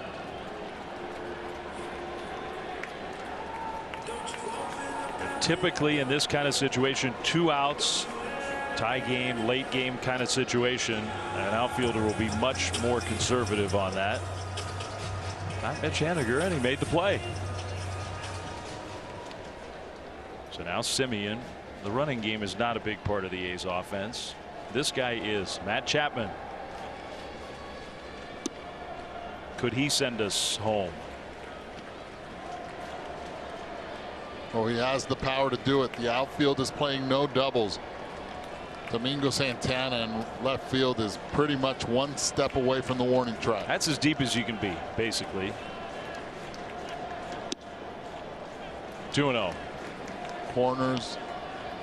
Third baseman also covering the corner. You know, it's hard to blame Zach Rosscup for being extra careful here with Matt Chapman. The problem is if you walk him, then you're a base hit away, probably, from losing the game. Semien, the winning run at first. 2-0. Not close. 3-0. Well, what happens in this situation is catchers want the pitch away to make the hitter earn it to the opposite field. I don't want them to get anything they can pull and hit it out. Rosscup trying to stay away from that middle area, trying to get too fine, has missed 3 times. Not swinging. 3-0. Taking. It's 3-1.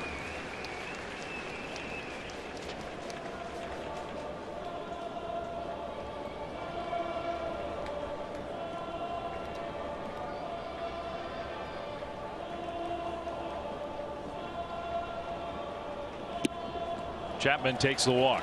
So now we do have the winning run in scoring position. Chapman has walked for the 2nd time tonight. Marcus Semien's got plenty of speed. You figure running on contact with 2 outs to score on any base hit to the outfield. No doubt. You have some good arms out there for the Mariners, but you would think with Semien's speed that would not be enough. We'll see. Stephen Piscotty, could he be the hero for the A's tonight? 1 for 4, a single and a walk also. Hit a home run in his first at bat of the year last night.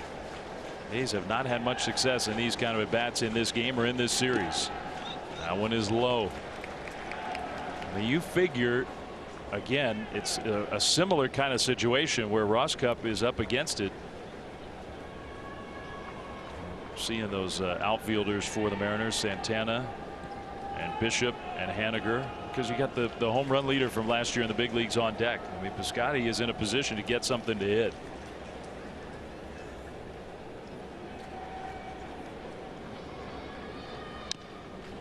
Top that one foul. It's 1-1.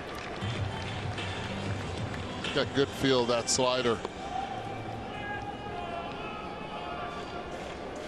All it takes is a base hit for Piscotty to drive in Semien at second.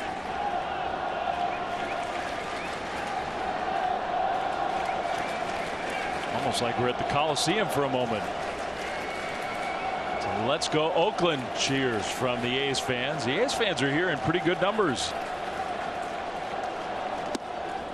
2-1.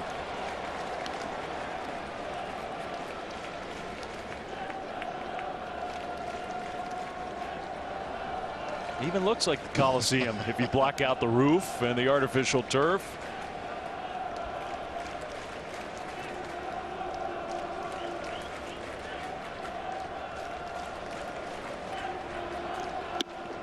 Three and 1. You can hear the ooze as the pressure builds. Zach Roskup got the first 2 hitters just like that. Isn't it amazing what one hit can do in a tie game? Marcus Semien punches a base hit to right field. 3-1. That is a strike, very borderline, but called a strike by Bill Welke. 3-2. Like the call again. Narvaez working that outside corner, getting the call, working on his metrics.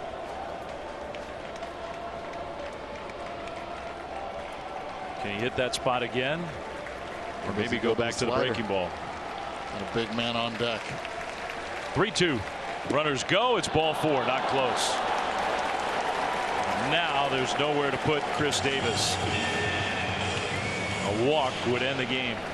I'm telling you right now, Chris Davis saw that pitch selection that they went with, the slider, and you take it a little personal. That's a little bit of an incentive, saying, oh really, you're going to throw the slider because you want to face me? Okay. Tough situation right here for Zach on the mound. Very tough. Chris Davis has hit 2 career grand slams. We had a quick shot of that was Dave Cavill who had the camera phone out. The president of the A's taking pictures of the scene. A's brought a big contingent of folks. So did the Mariners.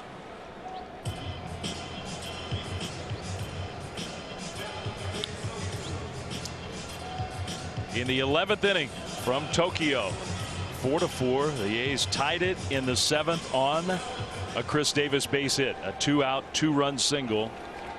Now Davis trying to end it and send the A's back to California. He went after that first pitch and did not get a fastball. Topped it foul. Strike 1.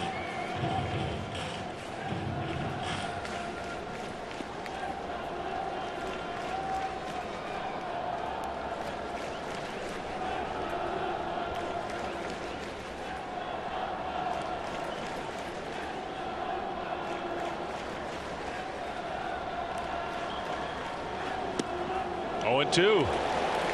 Good pitch. Get him chase right there, late break. Now he has to be careful because Zach might want to repeat that pitch. Not if he tries to be perfect, it could get in the dirt, put a lot of pressure on Narvaez. Semien has to be alert at third. Ready to go on anything that gets by the catcher to try to win the game. He got him swinging. Zach Roskup, what a performance. Bases were loaded. The home run leader from last year in the big leagues goes down swinging. We go to the 12th.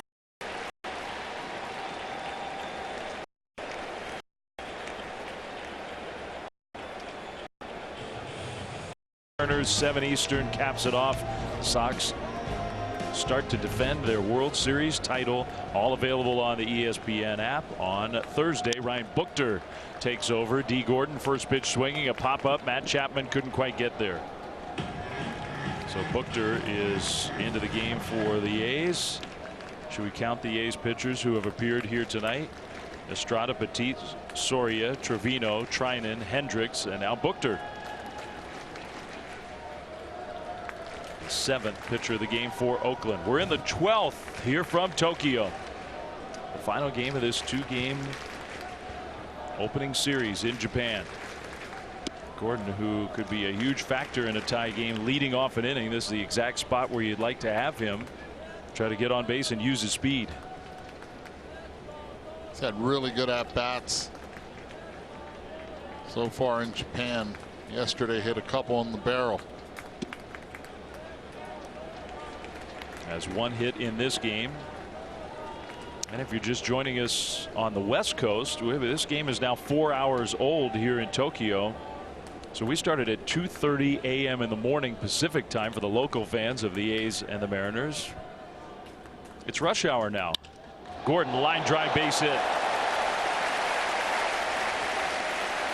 Listen to how many fans are still here in Tokyo. Ichiro has come out of the game, had his career send off tonight.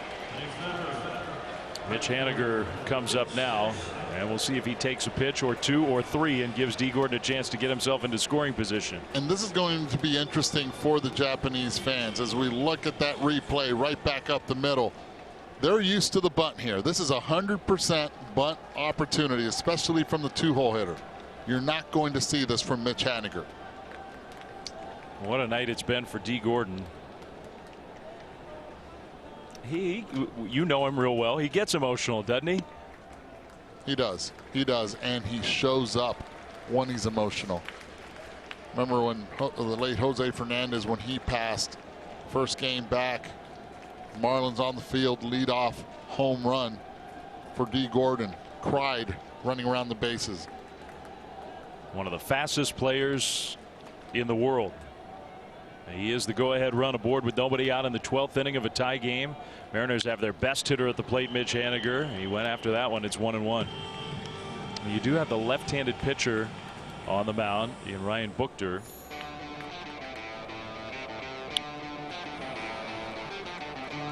Mitch Haniger, who already in this game has gone deep. He's got a double and did this in the 3rd inning. His first home run, we assume, of many in 2019.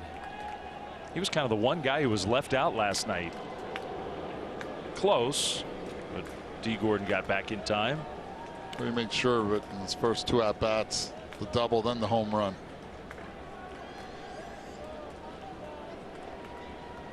The game within the game. Will D. Gordon take off?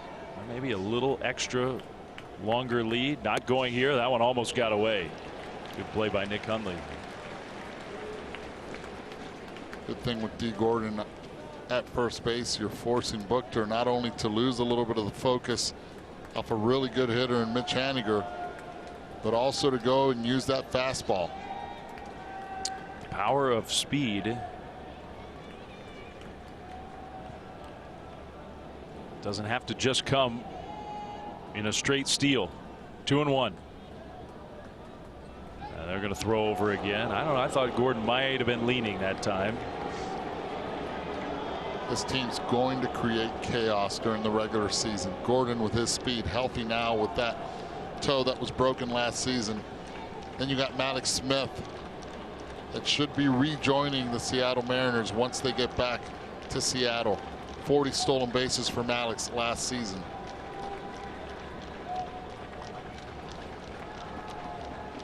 Two and one. Now Ricky Henderson is here. He has been here with the A's this whole week. And Ricky, wherever he is in the ballpark right now, is thinking, you gotta go. Tie game, 12th inning. You're a base stealer. This is the spot to steal one. Of course, now it's 3-1 to your best hitter. Ricky would have been gone.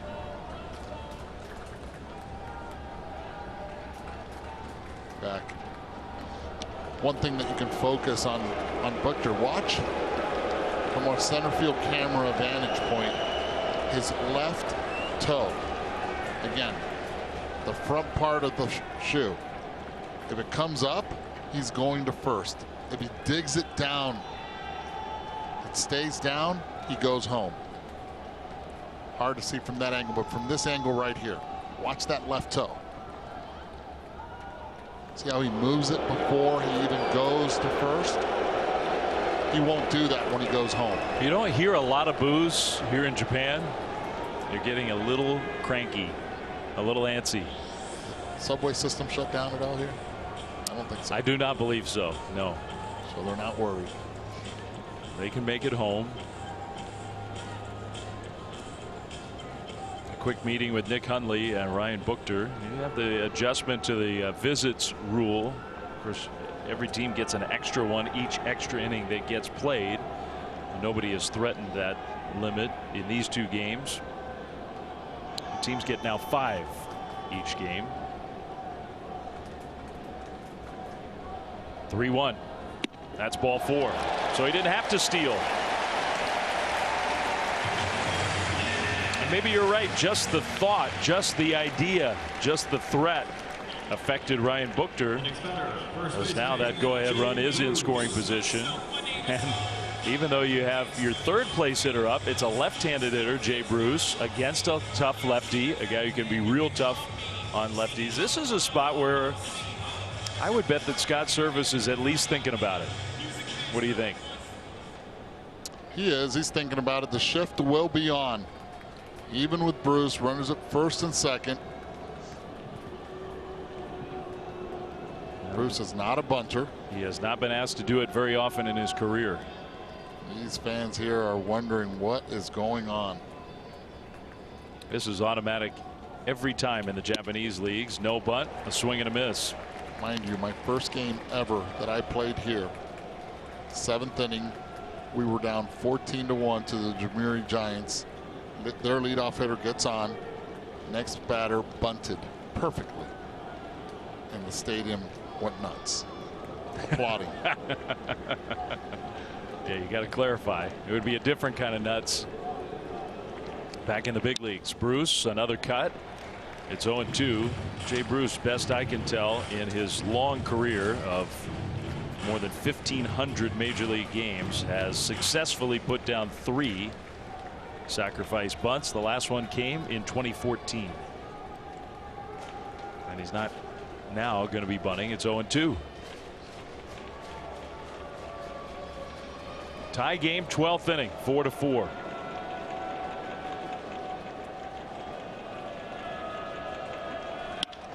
That one to left center. And D. Gordon thinking about tagging, but it just wasn't quite deep enough to left field.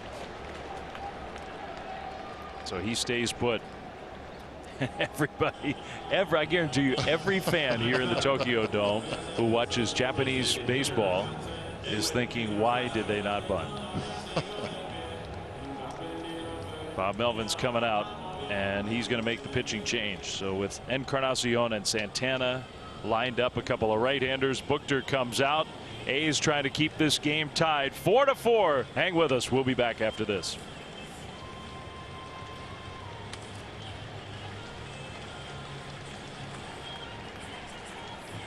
How you doing?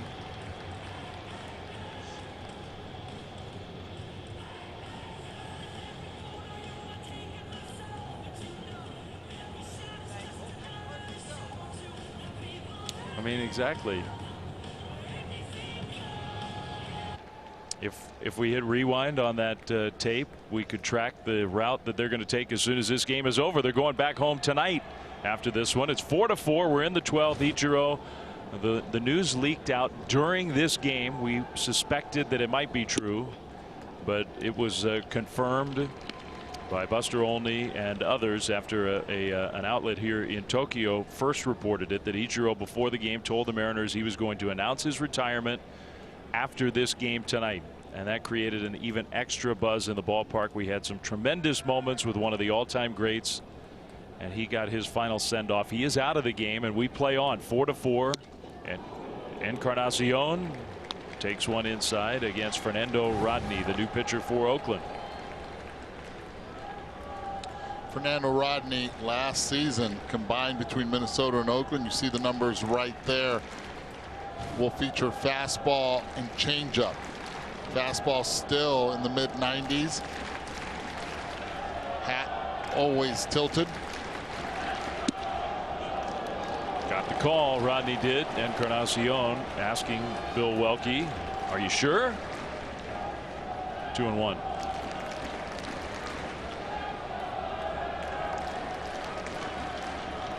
Teams are starting to get some more chances here in extra innings. The A's had a great chance in the 11th, couldn't cash it in. Mariners with their own opportunity here in the 12th. That one was very similar. Very similar, except it was a changeup. And I do not even know how Edwin Encarnacion held up on that one. Great take. Threw him a 2-0 fastball away. Let's see if he goes right back there. That's ball 4. Bases loaded.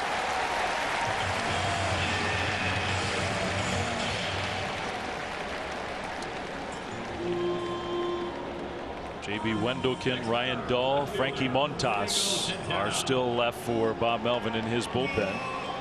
As part of these games, part of why there's probably a little less stress and pressure on the managers tonight than there would be otherwise, because the teams knew that this was just a 2-game series, so they didn't have to carry on the active roster their extra starting pitchers. They had a fortified bullpen. Domingo Santana on the ground, could be 2. That flip was a little high. The throw is very high. It pulls Pinder off the bag. D. Gordon comes in to score, and the Mariners have gone ahead 5-4. I think it really started with the flip from shortstop. Absolutely, it started there. Slow to deliver that baseball to Profar. Remember, these two are working together for the first time this season. Yes, they had some work during spring training, but right there, Profar thought the same thing, most likely. I have to rush the throw. Gets the hard ground ball. The decision is made. Going to second, but you see that right there, just the floater. Profar rushing the throw, even though he had enough time, not knowing Santana's speed. Ball sails, and Fernando Rodney a little frustrated after getting the job done with that ground ball. There were obviously a lot of things going on that. The first thing was the decision that you referenced. Once the ball was hit to shortstop, was Marcus Semien going to come home and cut down the would-be go-ahead run, get the force out there, or try for the double play? I think it was the right decision to try for the double play. Just wasn't a great feed, wasn't a great first move. You have to give that ball to the second baseman with ample time. So we have a run across. Mariners have a 5-4 lead. Narvaez way out in front. And you go back to that play. Maybe Semien knew that Santana doesn't run well, took his time with it, but Profar probably did not. Then he ends up rushing the throw, stays standing up. No flexion at all in the front knee. The ball sails.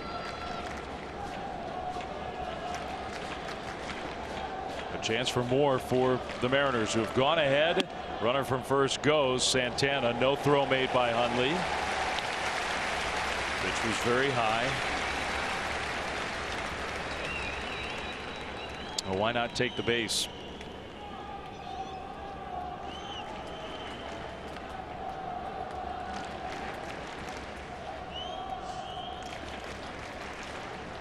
A hit here could really open it up.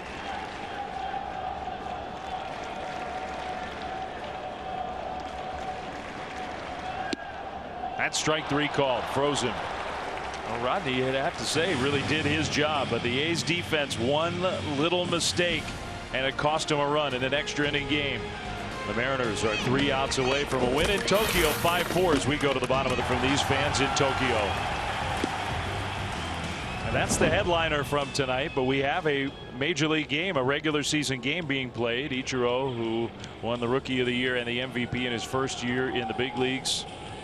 Ichiro also won 2 American League batting titles, a 10-time All-Star, single season hits record, 3-time Silver Slugger winner, 10-time Gold Glove winner, waiting for the end of this game to announce officially to everybody that this will be his final game. It was the first game for Yusei Kikuchi. He started, it was a long time ago, but made a great major league debut for the Mariners. Now the Mariners' new closer, Hunter Strickland, is going to try to get the final 3 outs and finish off what would be a little 2-game sweep for Seattle here in Tokyo.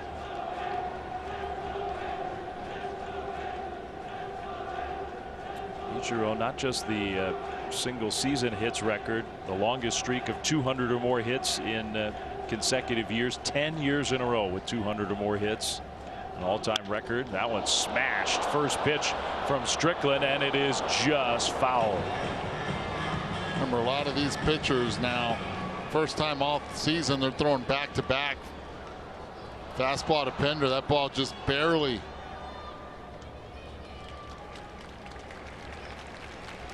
From our perspective, it looked closer. From here, it looked a lot closer. That's why I was like, quiet. I was like, come on, Ed. That was a good 3 feet of foul. Big time hook on it. Well, Hunter Strickland last year with the Giants, It was an up and down year for him. He is now the closer for this remade Mariners bullpen. Pinder skies one to left, just got under it. Santana for out number 1. This would, of course, have been Edwin Diaz, who had 57 saves last year, close to the all-time record. He's now going to be wearing a Mets uniform, so it's Hunter Strickland's job, as Nick Hundley, his old teammate with the Giants the last couple of years, will face Strickland with 1 out. In the bottom of the 12th, Mariners have gone ahead 5-4. Wasn't officially an error, but a little defensive mistake gave the Mariners the run that has put them ahead. Good hard breaking ball. Strickland pitching to his ex-teammate from last season in the Giants, starting him off with a slider.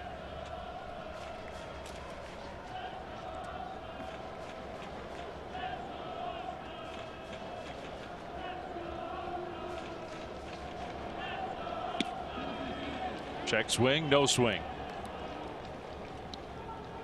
Now the umpires have done a good job in these 2 games. We appreciate their help as well. Our partners with NTV here in Tokyo, televising locally, with all of their assistance. This was an unusual telecast for us, the way it was set up technically, but NTV made it work for us. We greatly appreciate that.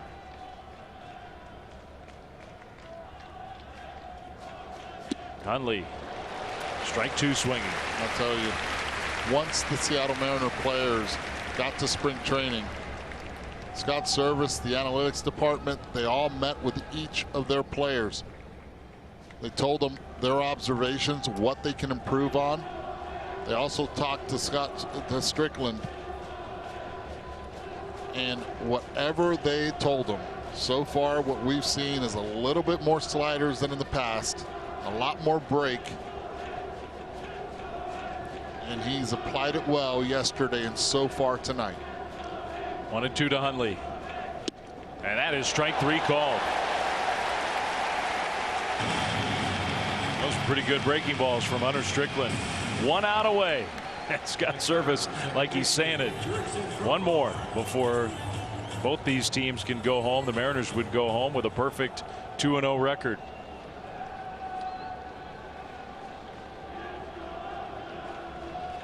We understand the folks from First Take have begun their morning, and they are on ESPN2 at the moment. We'll send you to them as soon as we are finished here from Tokyo. Last chance for the A's.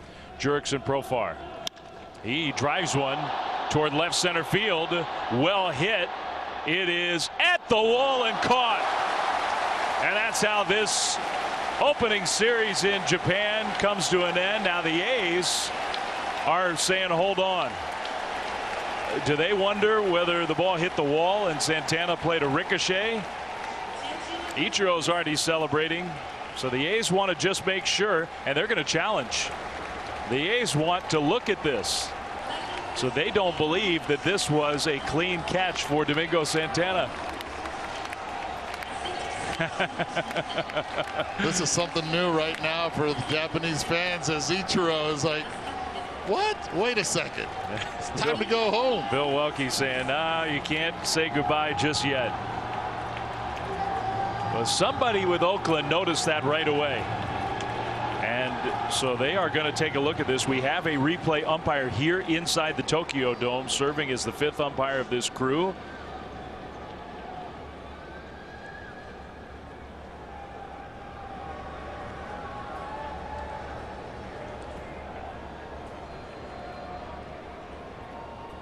So now we wait, and now it's official. He caught it. The game is over. The great career of Ichiro Suzuki is over with a smile on his face. You can imagine the throngs gathering now to get ready for the official announcement, which will come any moment. 4 hours and 27 minutes here tonight And how about the start for the Seattle Mariners? We'll talk about Ichiro from now until this, as long as this game is played. I mean, Ichiro is one of the all-time legends, but for his current Mariners team, what a start. It's an incredible start for them to come all the way over here with all the emotions that are going over with Ichiro, with Kikuchi. They were able to still get 2 W's here in Japan. Great start. Great job by their bullpen, which has been a big question mark coming into the season. So Ichiro's career is over. This 2019 opening series in Japan is over. A huge success for everybody involved, and we thank Major League Baseball and everybody who helped put this on. A night that we will not forget. Ichiro Suzuki says goodbye here in Japan, and the Mariners get a couple of wins. First Take is coming up next. You can join us next Thursday, Orioles Yankees, as we get the full Major League season started. For Eduardo, for Ivan, for Tim, Dave Fleming saying